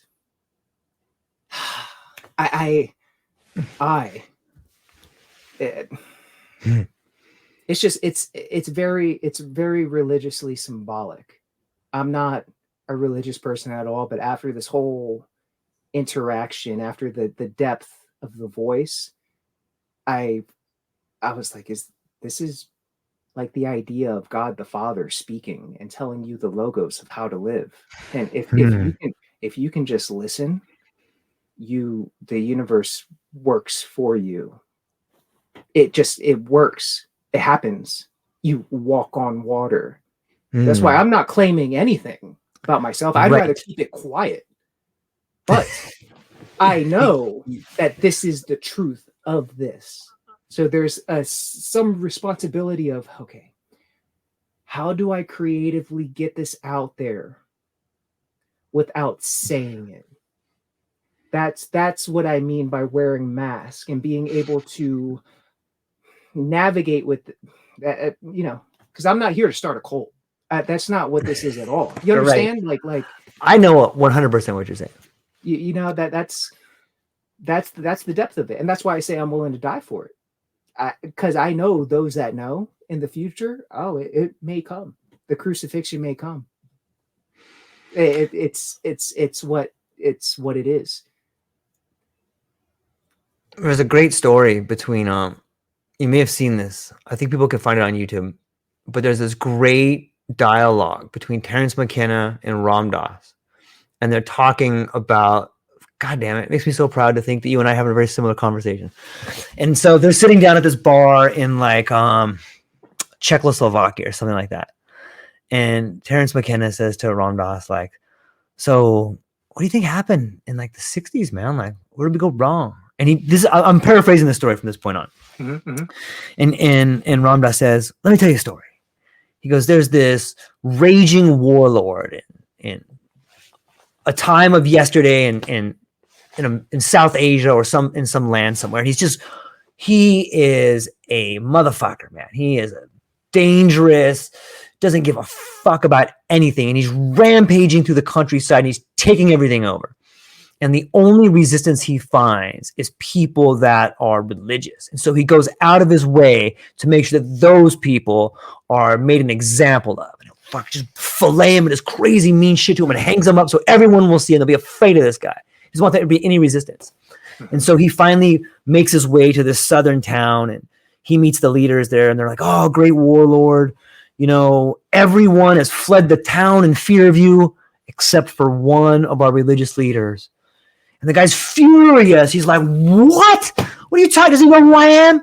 And like, he's like, where is this guy? They're like, oh, he's waiting in the ashram for you. What? This fucker's waiting for me? He marches up to the ashram up there and boom, blows open the doors. And there's the monk just standing there smiling at him. And the warlord gets in his face. And he goes, spittle coming out. He's like, who the hell are you? Don't you know who I am? I could take my sword and run it through your belly at any moment. And the monk just smiles at him and he goes, and don't you know who I am? I'm the man who could have your sword run through my belly at any moment. And like, there's this beautiful pause between them. And you just see Terrence McKenna flash one of his smiles and he's like, and that's what happened. When the guy with the fucking sword came, we ran for the hills. Talking about the 60s, you know? But I think this speaks to your idea of masks and logos and the idea that, look, the message is out there. It's been out there for a long time. People are waking up. And when people begin waking up, all of a sudden the warlord, be it the government, be it the authority figures, be it the ruling families, whoever the fucking warlord is, those people find themselves in danger at a level they haven't in a long time. So they come rampaging through the countryside looking for the people. And I think that this speaks to the idea of where the warriors are. Maybe that is the message. Maybe we should be fucking looking for warriors to stand up and create a tribe. Or how do you see, in your opinion, and I don't know this, but it seems to me the individual waking up and becoming the very best version of themselves is the antidote there. What do you see? Is that similar to something you see, or what do you see as an antidote for the rampaging warlord coming through the depths? That's the mushroom told me a long time ago that I'm here to awaken the warriors.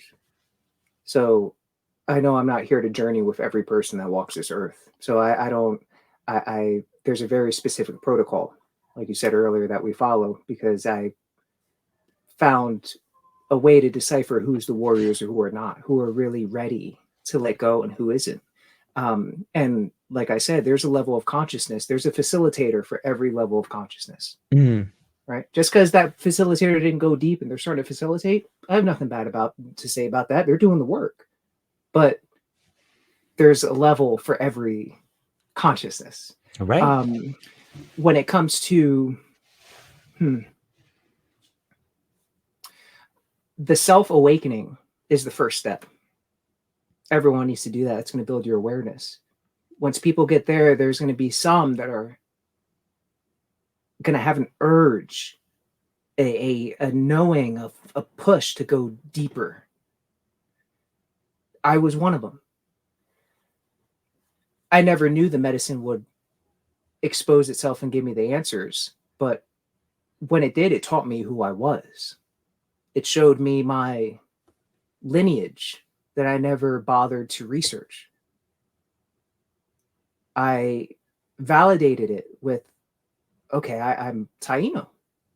My bloodline comes from some of the first people who were here, who ran into Columbus, the people who understood that the plants had the answers. There was no middleman to God. They were the direct source. There was shamanism. And when the conquistadors came, when the church came, they came to decimate the shamans, very much like this story that you told. So the shamans had to go in hiding. To me, the shamans, I'm not saying I'm one of them. I'm just saying that to me, the shamans are the ones that the medicine speaks to. Period. They don't speak to you, that you can't fake that. You can't read a book and try to get that. It either is or it isn't. It's bloodline. It's very chemical based in DNA, that it works with you. There's very few who will wake up to this, but the good thing about it is that we don't need a lot of warriors. We just need a few. And the mushroom's waking them up, and it's doing the work in this small way. I'm sure there's many warriors at a whole bunch of different things, right? But the mushroom is very strategic. It's very smart. I truly believe it it helped expand the brain. Let's just put it that way. And if the ideas of where we are came from the brain, then the mushroom is the originator. So you tap into the consciousness, it's going to tell you, it's going to show you, it's going to help you see through, and it's going to help you understand the remedies for it. Now,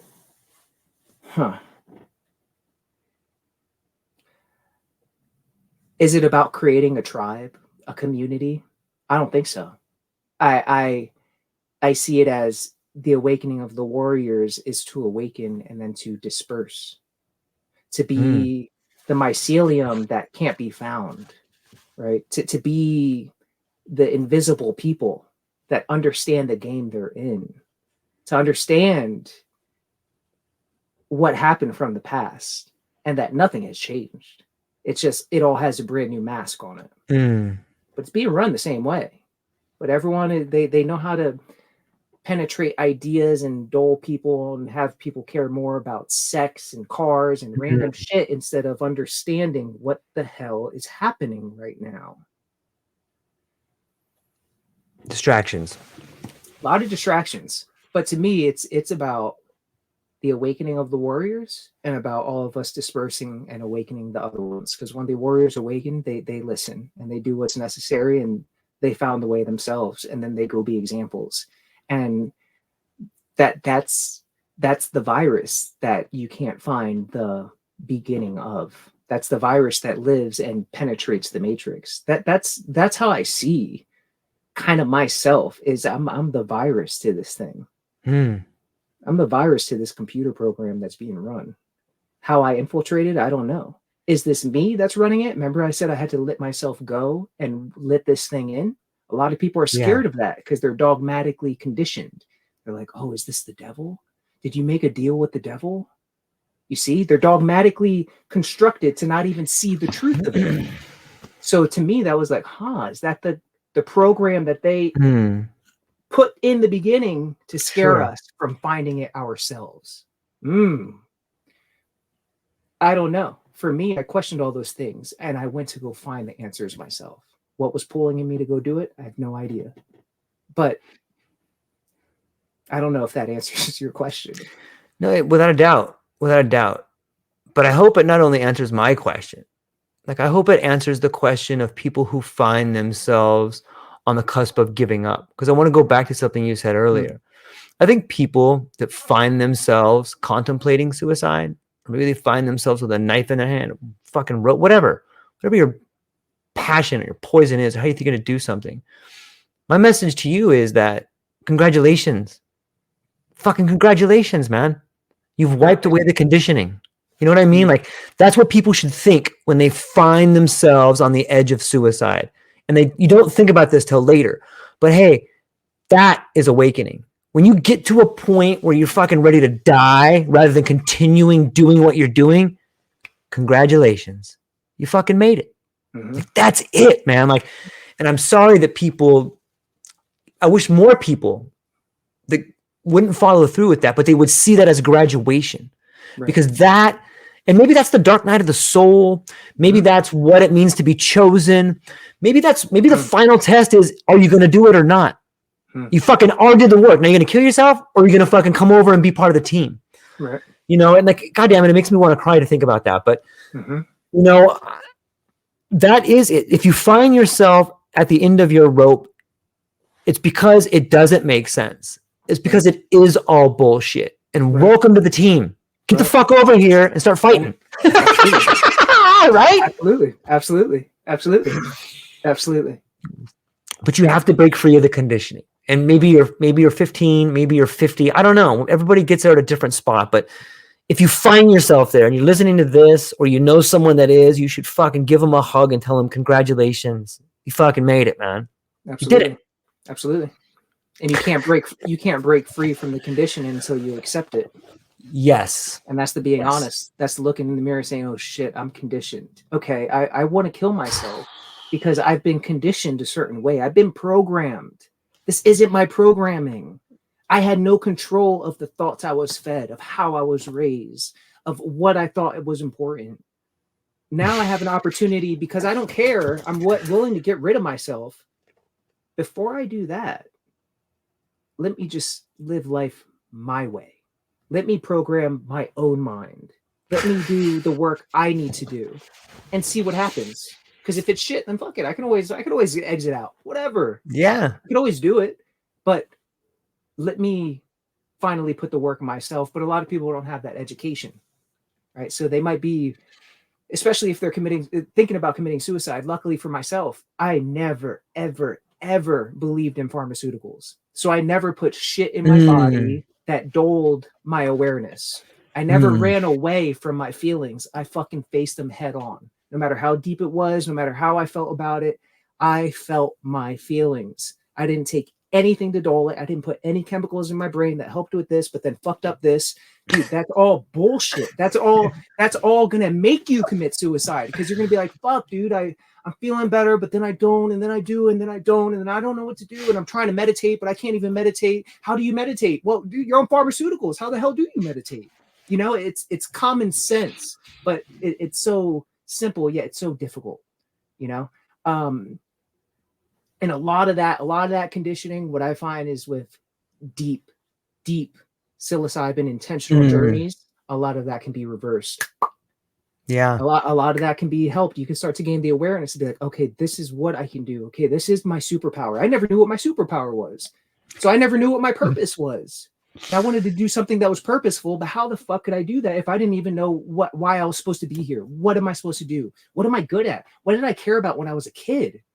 Like, what did I want to do when I was a kid?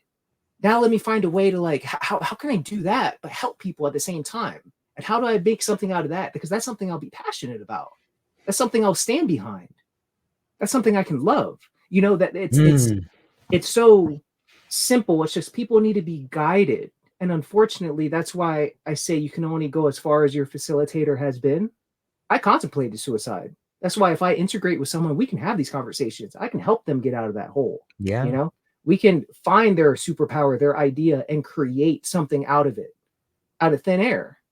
Because I did it with myself. So that's the game. And unfortunately, a lot of that is not what's going to be stressed or taught. It's just going to be like, oh, well, you're suffering from anxiety or you're suffering from depression. Okay, well, you're on Xanax right now, or you're on this medication. So what we want to do is now add psychedelic therapy to it to help the effects of the pharmaceuticals, to help it, like all this bullshit. If you buy that, then there's no hope for you. I'm so sorry. I'm so sorry to tell you, but I'll tell you honestly, because I'm a straight shooter. I run away from people who are heavily on medications and who aren't ready to get the hell off of them. If they're trying to make it work and walk between those worlds, ain't happening. You're going to waste my energy. I'm here for the warriors. I'm here for the ones who are going to awaken. And if I don't work with the ones who are going to awaken, I somehow lose energy. It's a weird thing. But when I work with the right ones, it feeds me. So I can energetically know who I'm supposed to be working with. And you know what that means? That might mean, yeah, I have 10 people that reach out, but I only work with one of them. So then that's that responsibility on my end, that I'm not here for money. I'm not here to work with everyone. I'm here for a very specific purpose. But I might wear the mask of this to get people reaching out, but then I find the ones who are ready to break through. So that's the responsibility of.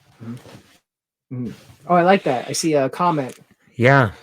The warriors require exorcism to properly. Yeah. Absolutely. You get it, my friend. Right? You get it. Yeah. Absolutely. Shout out to Sumye right there, man. Yeah. Yep.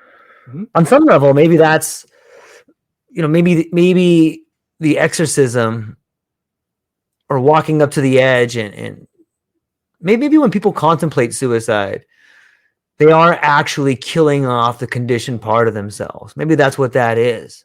You know what I mean? That's why it feels so incredible. And I don't mean that word that word in the true sense of it. Like, it's incredible to fucking be there. But yeah, it's interesting to think that. What do you make? We spoke a little about Terrence McKenna. What do you make of Terrence McKenna being in the CIA?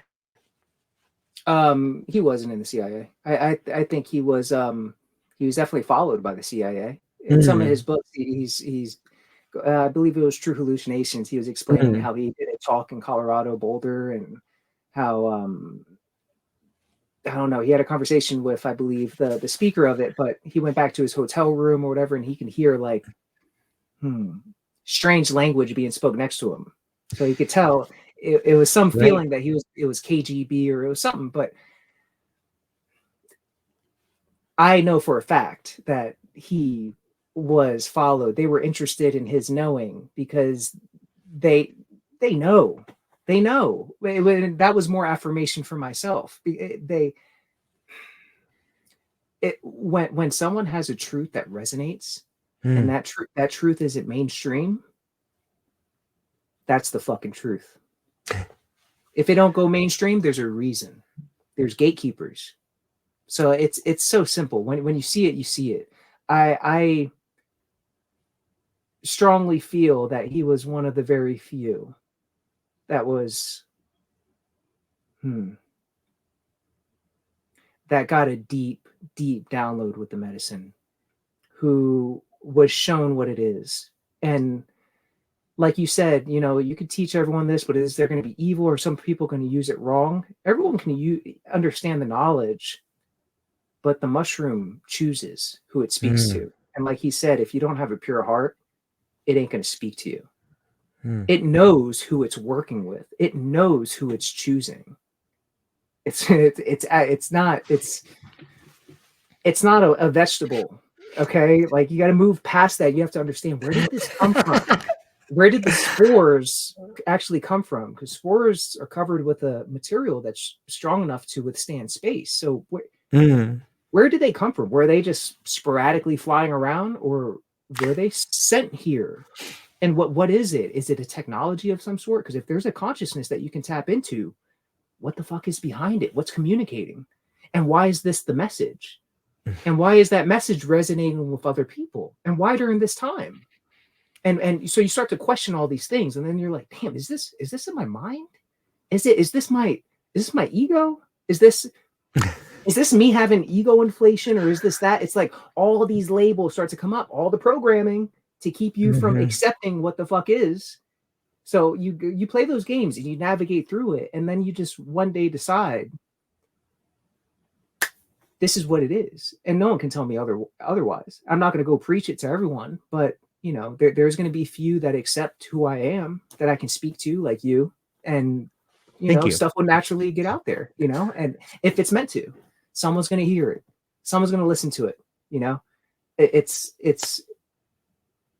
what it is. It's just all a beautiful journey. This realm is just a big learning lesson, and I feel some of the warriors that are chosen, when the medicine chooses you, there's a reason. And like I was speaking before of how I had to intentionally give myself up to this thing. Oh, it was a deep moment. There was a moment where I was on the medicine and I was on the beach, and it was speaking, and I told it from the bottom of my heart. It saved my life, man. So I said, I give myself up to you. You can have me. My consciousness is yours. Use me like a tool. Use me. And then it just became. It's as if something dropped in. And I don't know what the technology is behind it. I don't know what's out there. I don't know. I don't know, but I feel as if when you go deep enough with the medicine, you create a relationship. It can become very much like Westworld, where you're there, but you're no longer there. You're co-creating with something, and that's the fear. That's that dogmatic thing I was able to detach from. That was all that work that allowed me to not fear. If this is alien, is this what they mean by the devil? Is this evil? Is this So if I let go, and then it spoke, and then I came into the rendezvous with, is this what some of these religious teachers were going through when they were eating these medicines and getting, it just became very obvious. And then I saw, okay, that's the awakening, is to have no fear. The awakening is to understand that energy is energy. There is no good, there is no bad. It's the intention you put into it. It's the belief you put on it. Energy is energy. So how dare you cut off yourself from energy that is very powerful, very strong, that can help you get to where you need to go to, that can help you awaken others. You're going to cut yourself off from that energy and just say, oh, I'm only open to the light. No, I accepted my darkness. I accepted it. I accepted it so much so I had empathy, extreme empathy. I could be a psychopath. I could be a serial killer as much as the next person. I understand that. I would never do it. I never can, but I can. I understand. You know, and for many, maybe they won't understand, get that. Like I was willing to lose my mind, but at the same time, I did all the work. I did all the work to keep myself grounded. You see, like I was very much grounded in reality when this happened to me. So I was like the perfect conduit for it because I was questioning myself the whole time. I didn't accept it right away and I didn't become fanatic about it. I was like, okay, is this true? All right. Well, it said, listen to me, start changing your diet, stop drinking, start doing X, Y, Z. Okay. I listened. All I did was listen. And then I came back to it. And then it said, thank you. Now you're ready to see this. And then it said, now you're ready for X, Y, Z. And then that was the game. And I was like, okay. I just kept listening, just kept listening, just kept listening. And that's, sorry, I just want to fix my charger. Yeah, no worries. It's getting kind of dark over there for a minute. Like the light kind of started shining on you. Yeah. Here, let me navigate this just a certain way so it can charge correctly. Yeah, man. That's I'm sorry if sometimes I have brain farts where like I'll be talking so in depth about something and I'll be like, what was I talking about? But right now this charger acted like that. It's interesting. There's a great book by Julian Jaynes, and it's called The Breakdown of the Bicameral Mind. And in that book, he goes in depth about the way in which people for a long time heard voices. And he goes in depth about the hemispheres of the brain and how, you know, one hemisphere of the brain tends to be a master and one is like the emissary. However, the point of the book that I'm bringing up now is this idea that the logos that you read in Greek mythology was in fact a voice that people heard. And then there was this period where it seems to have gone dormant for a while. And when I listen to the stories you're talking about, hearing and listening, and the fact that you even use the term logos, like I've had very similar experiences of hearing things and being like, what the fuck is that? And like how frightful that can be. I remember sometimes hearing a voice and just being like, holy shit, like that is a very, very, maybe I'm a giant pussy, but for me, I was fucking scared out of my goddamn mind to hear a voice talking to me. Like, what the fuck is that? Who is here? You know? And it's I don't know who it is, but it's there and it has a voice and it will talk to you. Like, you know, on some level, and it reminded me of that book, Julian Jaynes, The Breakdown of Bicameral Mind, but it seems to be happening to more and more people. You know, do you think it's possible that we are going, like this awakening is more than just a term used on the dark web somewhere about awakening, or it's more than something talking about on Gaia TV, but it's an actual thing that is beginning to happen to the species. Yeah, it's the archaic revival, right? I think it's love that book. Yeah, it's the awakening of the self. I feel what's happening is that there's some who awaken before others, and that's because I feel they had a genetic predisposition. Their ancestors, right? If you go deep into ancestral, everyone will be like, yeah, I come from a line of shamans, but really, some people come from a line of medicine people who were fucking killed and sacrificed, you know, and it's in their blood. A lot of those have awakened and are awakening, and I feel that's really what's happening. I feel it's very genetic. And genetics isn't everything, right? Because your surroundings matter as well. So it's very much what you're putting in your mind, how you're being programmed. Are you able to listen? It's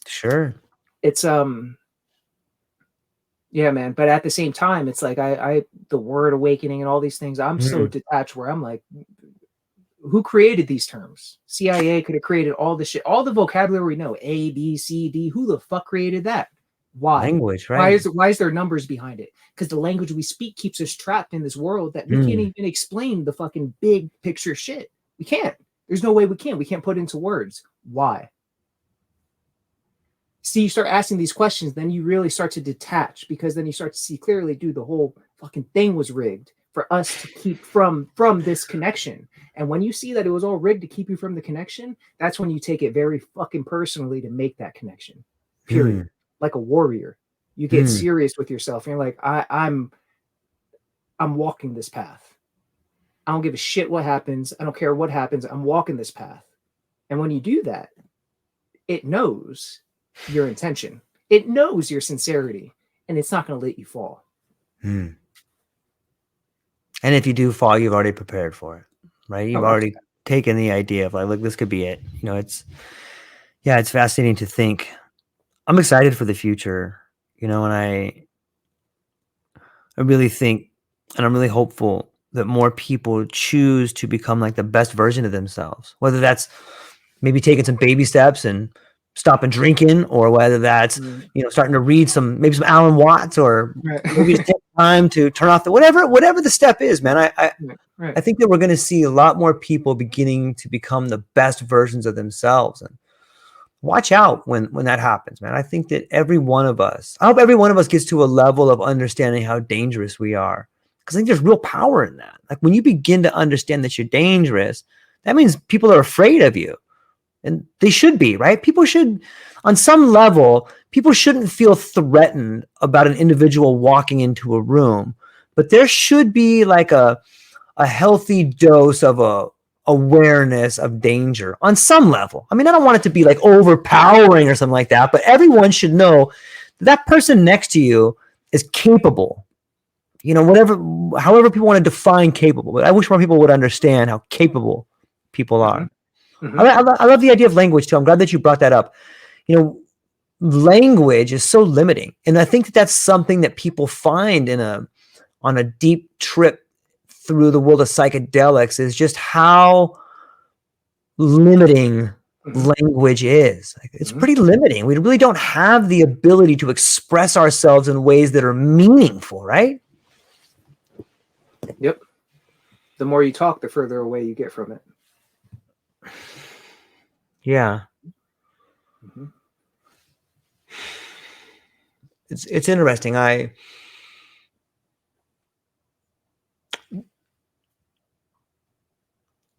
What do you think about symbolism? It seems that sometimes symbolism can get closer to meaning, even though you and I see, if we take, for example, the yin and the yang, like the symbol of like the paisley with the white dot, or the dark spot with a white piece, chaos with light in it, and light with a little bit of chaos in it. It's moving in this circle. Even though you and I may not describe that the same way, we can both look at it and know what it means. Absolutely. What do you think is the future? Do you see a new sort of symbology moving forward? Maybe that's the way to go. Like, what do you think about symbolism moving forward? That's the now you're speaking their language, and now you're speaking terms that can actually fight back. You understand? Now we're talking. Yes, let's do it. You know, symbols are the key to the subconscious, right? So it's about how do you create creative ways to enter the subconscious and plant seeds. And that's the beauty of going deep into the abyss and pulling out whatever information you see, because you may see something no one else will ever live and see again, right? But how do you put that into a way that's digestible for the mass to interpret, right? The symbols are everything. Everything is symbols. Once you really wake up to how they play the game, I'll just say it's all symbols. It's all symbolic. It's all magic. It's all numerology. It's all things are done on a certain date, and there's reason. There's numbers. There's codes behind this stuff. There's energy behind each number. There's energy behind each letter. That's why abracadabra has a specific. It's all energy. If you don't tap into this knowledge, then there's no hope. You see, it's there's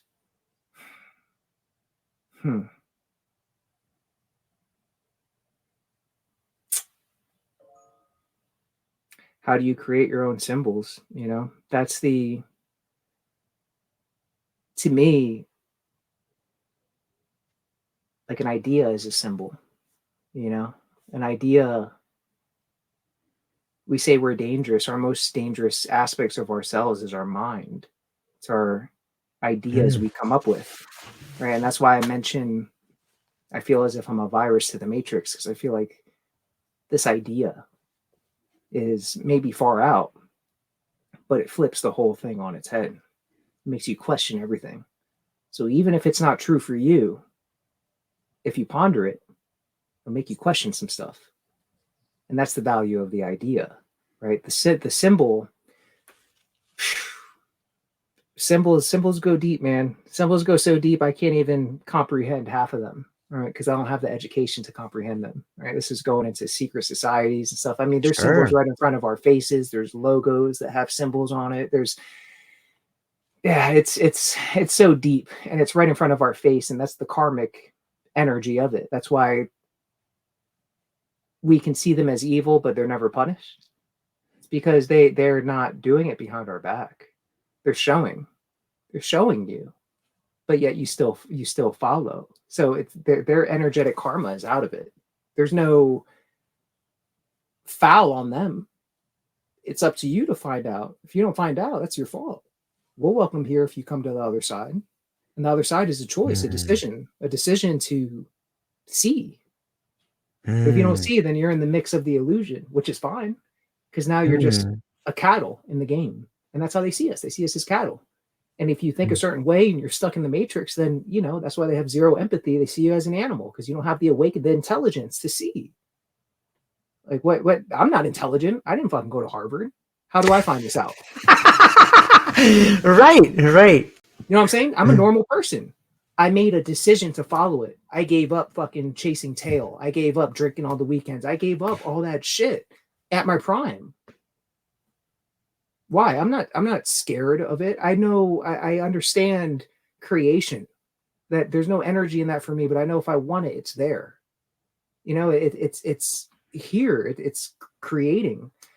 There's a lot, man. I mean, I stopped listening to music. I stopped watching TV. I stopped listening to other teachers. Got to the point where I didn't want to hear Alan Watts anymore. I don't want to hear Terrence McKenna. I want to find out my shit. I want to go deep in myself and find out. I don't need to hear someone else talk about something that they grasp and try to touch it with their words. Ain't going to happen. It's got to happen in my words, my mind. And if I don't do that work, then it ain't going to happen. I'm following. I don't want to be a follower. I don't want to be a seeker. I want to know. Because when I know, I stop seeking. All that energy I spent fucking doing all this other shit that was never taking me to the answer. Finally, I received it. And now it's like, I can move. Full energy. All energy focused. If you don't know energy and you don't know how to focus your energy and you don't know how to tap into your shit, oh, there's hope. But I mean, you're playing against masters of energy, masters that have been taught this for generations. You understand? It's not like, oh, they woke up and they've been working for 10 years and awakened. No, dude, like this is generational stuff. You know, once you get serious about it in that regard, you become a warrior. You start to see your opponent. You start to understand, okay, this is how I have to move. This is how serious I need to take it. I'm behind the ball, man. I have family, you know, my family might get cancer one day. How am I going to help them? They're not set up. They're not going to do it. So what am I doing? Because I'm awakened. How do I not use this? And it's my responsibility. It's my duty. So what if I got to stay up all night? It's fucking an illusion, man. I just got to stay up. I got to do it. You know, it's that's where they are. And that's why they are where they are. So who are we to be like, oh, they're evil? Dude, maybe they just figured it out a long time ago and they got some knowledge that we just can't handle if we knew. If we knew, say that we're really prisoners in some giant game. Who knows what people would really do, right? There would be chaos, and that's why they do what they do. So there's not chaos on the street. So really, there's some form of enlightenment that they tapped into. albeit maybe the intention is different. Maybe the energy that they move with is different, right? That they really, let me put it this way. My true awakening and being able to navigate from one side of the table to the other didn't happen until I accepted my darkness and I tapped into the dark side, period. If you don't know how to tap into the dark side and use that energy to your advantage and turn that shit into light, then you're not a magician and you still got to understand and work with energy, right? Because you're in a game with a bunch of magicians. Mm-hmm. And like you said about the yin and yang, you know, that was one of the great things I used to look at too, because I had a tapestry with the yin and yang symbol. And I saw that they look like little fishes. And the fish, that's all white, you know, that's the light. He has darkness in his eyes. Mm-hmm. And the fish that is all dark actually has light in its eyes. So it sees light. So then I had attributed that to all the people that see light and want to spread the light and all this stuff. It's like, maybe they're the dark ones perpetuating a trap that they don't even understand. You see, so it was like all those levels of detachment. So that's the benefit of symbols too, because you attach your own meaning to it. But there's depth to it. There's many, many layers to. Mm-hmm. Mm-hmm. Yeah. Yeah. The ability to create meaning for yourself is what makes symbols so wonderful and also so dangerous, because a lot of the times, you know, the symbols when symbols are given to you with the meaning in them, it stops you on some level. I think people who can see will always see. And I love your definition of look, maybe those dark people are the ones having the problem, try to spell the goddamn light everywhere. It's a great interpretation, man. I love that.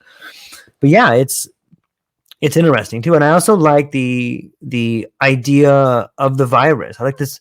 I don't know what a symbol, maybe there's a symbol. Can you think of a symbol for a virus? I think of like the biohazard, but I'm not sure that's a good enough. Maybe there's another symbol for a virus on some level. But for me, that the symbol, when I think about the virus, it's the mycelium that's spreading beneath all our feet. It's the fact that I know this came from the stars and something landed on Earth and spread. What a virus. That's the invasion. People are looking for when are they going to come? They're right here, man. When are you going to tap into it? Right. They're already here. They've been here. They've been waiting for us. That was the biggest awakening when I had it.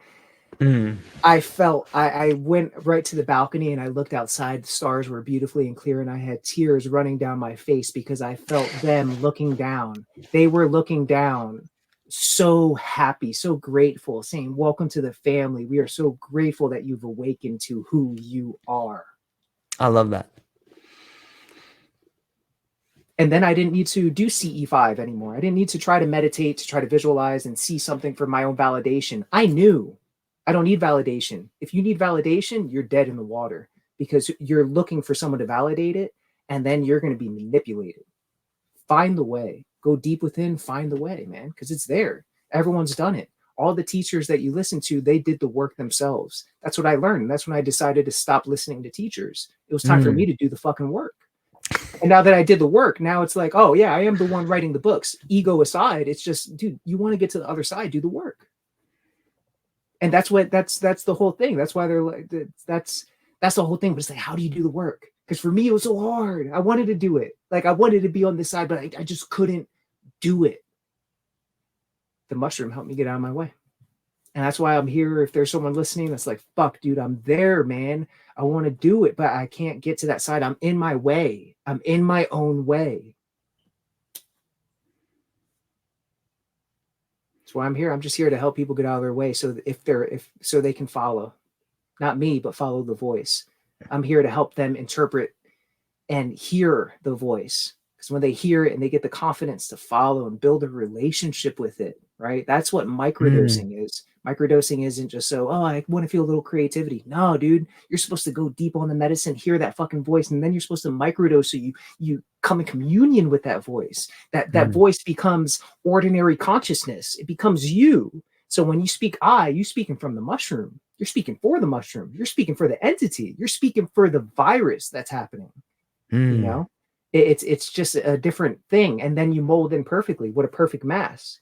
Because Mm. when I say I, you think of me. I'm not speaking for me. Gabe doesn't care.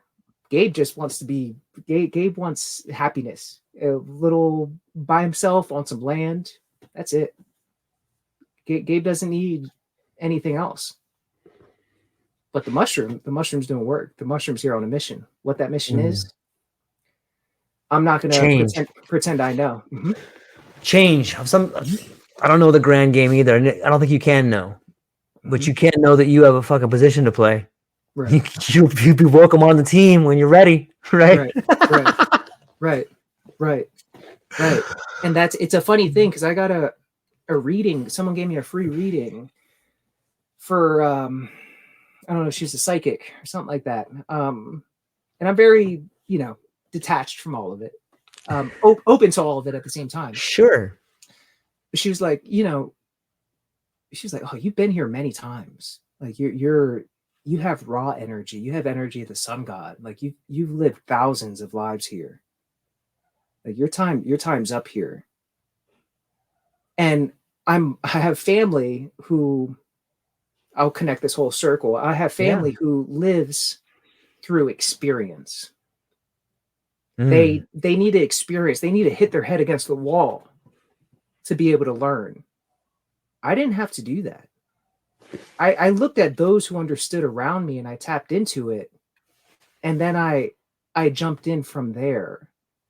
I learn from my past. I learn from history. I learned from people who walked paths before. I didn't.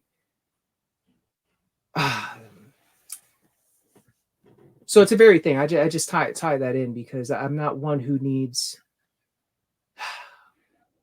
to experience over and over and over and over again to be like, okay, yeah, this is it.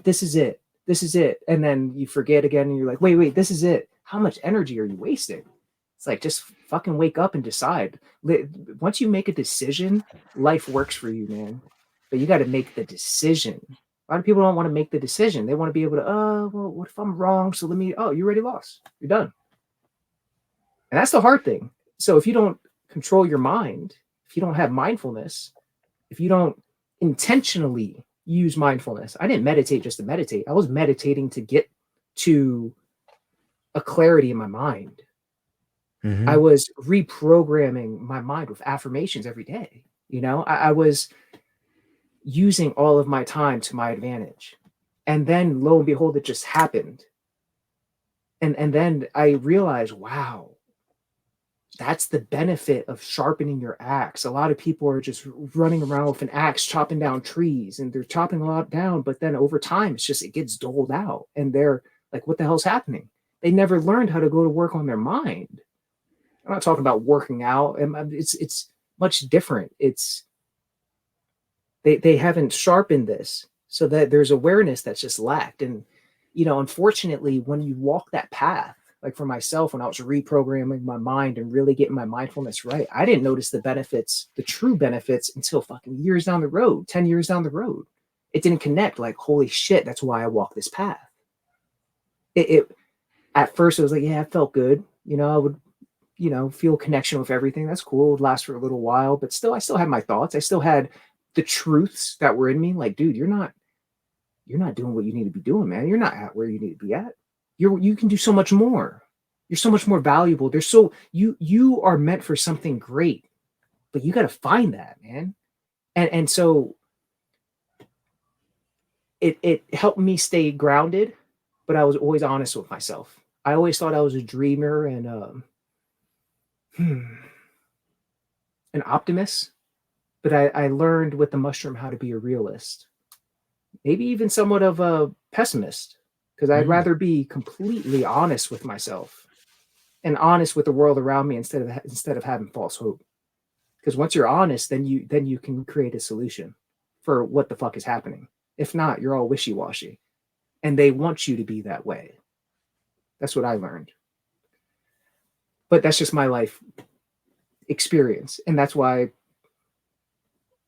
water is able to be walked on, because there is no outside thing that I'm trying to seek from. It's all there. but I just had the awareness to understand, damn, that's it. Like I knew what it was when I saw it. I knew what it was when I felt it. I knew that clarity because I knew the clarity from all the other things. And it was like, this took me way beyond. I was like, okay, now it's just time to integrate. Yeah, when you talk about experience and family, sometimes when I like to look and see, and I feel very fortunate too to get to learn from my family on a lot of levels. And maybe that's part of DNA. Like maybe our parents, our family, whatever, our lineage has gone through all these things, and we get the benefit of all their experience, of them bumping their head up against the wall a million times.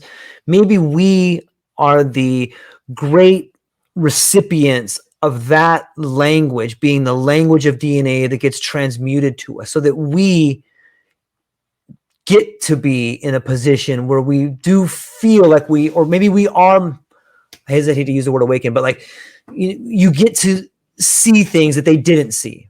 And maybe instead of looking back and being upset with them, it can help you be grateful. Like, look, I am who I am because they made those mistakes. I am who I am because they're bumping their heads up against the wall. Right. And what does that mean? That means I need to go back and take care of them because they gave me the vision in order to be where I am today. And it kind of helps back to the grounding, right? Absolutely. Absolutely. That's empathy. That's the understanding, right? That's exactly right. Right. Because now I see, once I got the awakening and I knew I would speak to family all the time, right? Trying to get them over to the side. But I realized my words didn't carry any weight. I had to show. Yeah. And how do you Actions show? speak loud. Actions louder than words. Yeah. It's unfortunate, but people have to see it to believe it. And that's with this mushroom, right? Because like for myself, I heard Terrence McKenna speak like how I did, and I there was a knowing inside. I felt it, and I didn't brush it off. I was open to it right away, right? I already, I wouldn't even say accepted it, but I was very much open to it, right? So it's tough, because sometimes when you know that you just want to save people the time and you just want them to listen. The road to hell is paved with good intentions. Exactly. So people you got to find out on yourself. But then that's the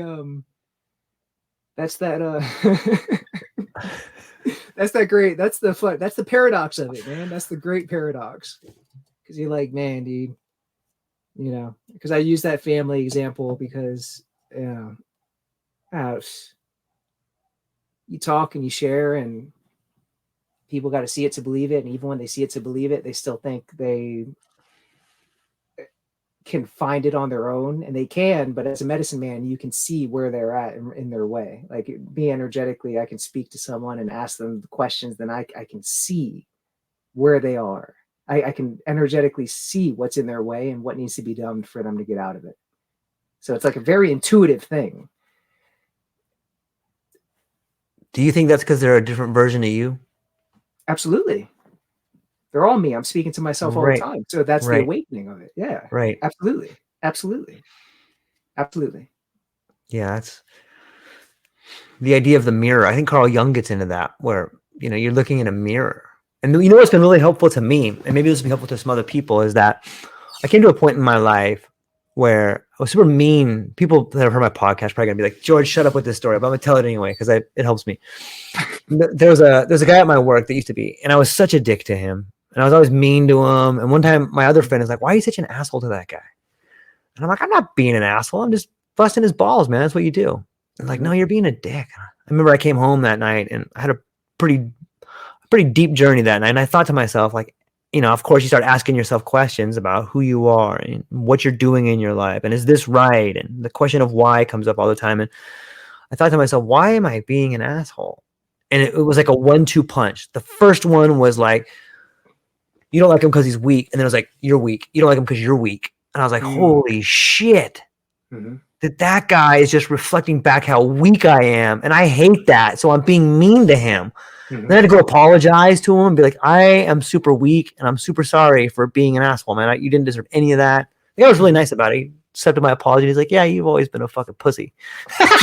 He was super funny in a way, like, Right. and I loved it, and I still do to this moment. I think about how grateful it is. But if people can see the people in their life as a mirror, and the things that may be very uncomfortable for you are the things that are brought up to you, and it's something you need to work on. Whenever someone pisses you off in a way, it's probably something that you need to work on. That's the world showing you need to work on this thing. And when you begin to understand it, it not only helps your relationships with those other people, but it helps you navigate the world in a way more effective and efficient way. And you can begin seeing, call it the logos, call it the voice, call it a mirror, call it nature, call it whatever you want to, but you begin to understand the environment in a way that you didn't before. Like, hey, there's this thing I got to work on. Hey, thanks for showing me that. And on the flip side, when you see things in other people that you really admire, that's a calling of something. Hey, that's something calling to you. That's inside you, man. That thing you love, that's inside you. Nurture that, Right. But it's interesting to think about it from that level. Can you share an experience where maybe you had an experience being out and whether you're getting a download or whether you find yourself learning something in the recent 6 months or a year, man? What is something that's really profoundly changed you in the last year?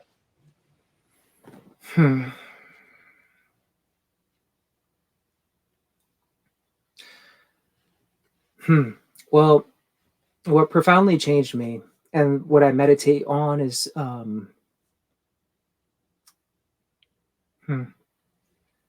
might get a little emotional speaking about it, but I have I have there's a good friend who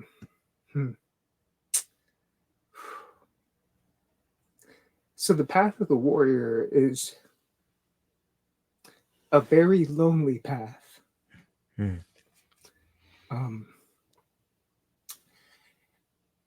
And all the friends that I've had, I've somehow pushed out of my life. And I've come to the conclusion that I'm here to find my family. And the family are the ones that the mushroom speaks to. And there was a journeyer who I journeyed with, beautiful being. And he was on this journey of awakening with the medicine, like truly going deep into it, truly wanting authentically to find what this thing is, because he heard the voice and he was very much came from a dogmatic background of thinking Christ was a mythical being and Christ is everything, right? So beautiful thing. So the energy, I couldn't get in his mind to comprehend what he meant, because I just saw him as a man. Like I see Christ. I saw exactly. So we were walking this journey together, and he ended up passing randomly about 2 weeks ago. And we were about to have a journey together. And I intuitively knew that this was going to be the breakthrough for him. Like I felt it. And one of the last things he said was, man, I just want to be pure love. I just want to be pure love, man. And that's what he is now. So that's probably been the most profound thing that's stuck with me, because that's helped me truly empathize with everyone around me. Understanding that everyone's on their own journey, not to judge anyone for the journey they're on. Right. Just to be there as a conduit and to focus on myself so I can be that energy of love with the intention, whatever purpose I choose to carry out, in whatever form that means.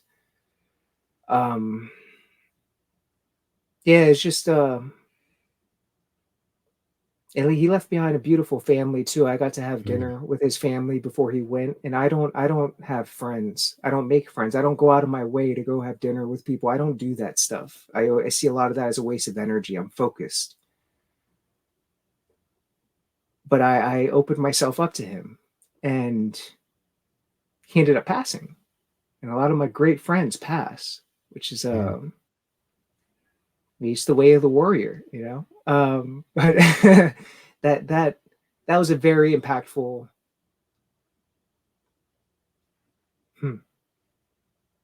Man. Tough one. Yeah, man. One that I respected. Sure. And I come from a family that I love,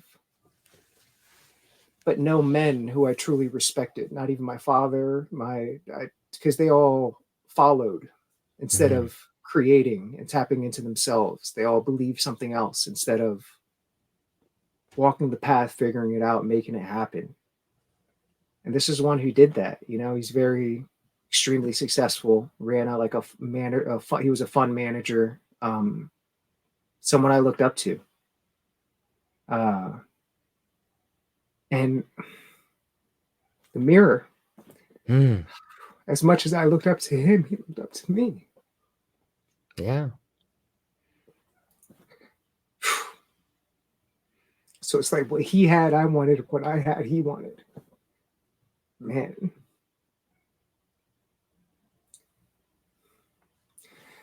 So I'm grateful for those interactions, because after the passing of my best friend, I really learned how to deal with death to my advantage. Death doesn't ruin me. It makes me. And I'm grateful for every being who has crossed paths with me in this lifetime, because I have the awareness to pull some knowledge from each one and to utilize it, to listen, and to see the alignment and the messaging and all of it, and to take that shit seriously.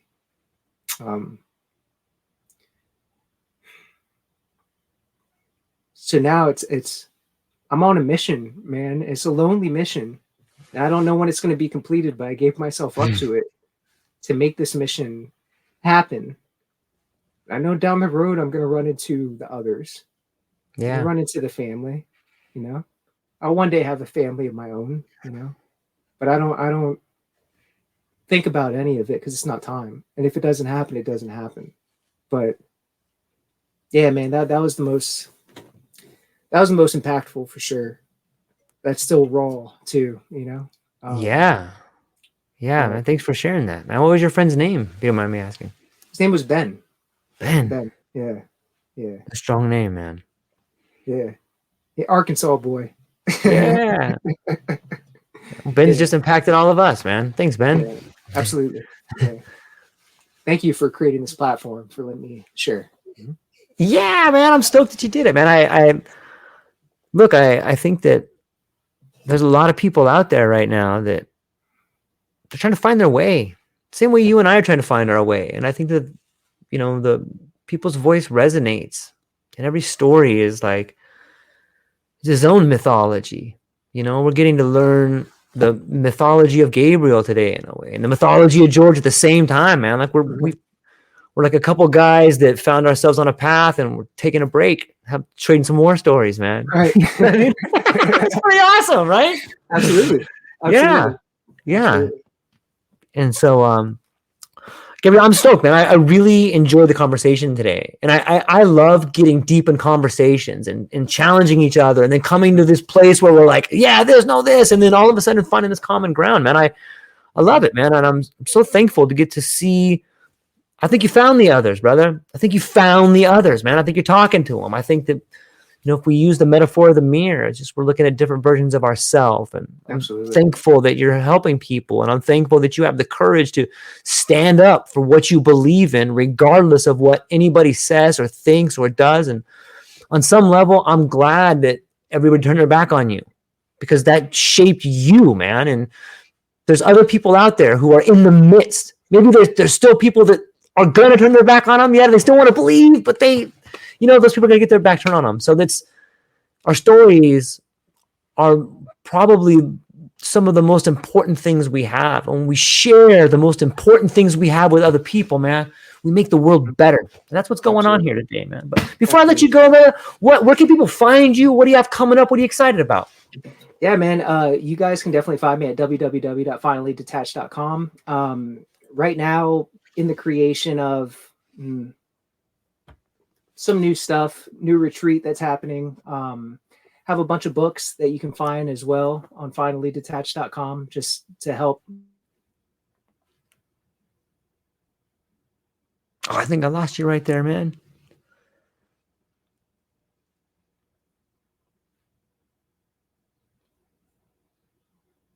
Maybe his power went out right there. But yeah, he's got several books out there that if people are interested, you may want to check out. You can check them out on Finally Detached. It's an interesting conversation, you know, and I do think that a lot of people out there right now are looking for ways or looking for a path to walk. And, you know, sometimes the path is lonely. And you as an individual. Oh, he's back. I'm back. Okay. Yeah. Okay. See, yeah, you guys can find me at www.finallydetached.com. Have some books that you guys can find there. Just created some new courses called Holistic Cash Flow, where I kind of teach people how to navigate the finances and understanding the spirituality of it and how to literally create something from nothing. Because a lot of people are in this path now where they want to be able to create their idea and make that a reality and turn that into actual income that costs $0 to generate, you know? So doing that, yeah, man, I'm here. Created some land as well. We have our retreat building out in North Carolina. That's going to be the Church of the Sacred Spores land. That's our plant medicine church. And it was created when my best friend passed. I made an oath that I would create a place for people can go to before they decide to make that decision. And that's kind of what I want to turn that into, just to be able to give that away for those at the end and have the medicine available and kind of give them the opportunity to find something deeper and to connect with a family that I didn't have. So I want to create the place where the family can be built. So then people don't have to waste time seeking. They have found a home. Mm-hmm. It's beautiful, man. I love it. Hopefully I'm going to get out there one day. Check Absolutely. out I would love that, man. That'd be cool to come out there man. and sit down and look you dead in the eye, give you a hug, man, and trade some more stories, man. Absolutely. Yeah. I would love that, man. Mm-hmm. Yeah, me too, man. All right. Well, hang on briefly afterwards. I'll talk to you afterwards. But to everybody hanging out today, thank you so much. Ben, Clint, Simeon, everybody out there, man. I really appreciate you. Dr. New, Todd, David, Mr. Goldfinger. I see you guys out there. Everybody, thank you so much for hanging out with us today. I hope everybody has a beautiful day. 2024 is going to be a real powerful year. And I want everyone to know that, look, man, do the work, become the best version of yourself, and then turn around and help the next person up. That's what we got for today, ladies and gentlemen. I hope you have a beautiful day. Aloha.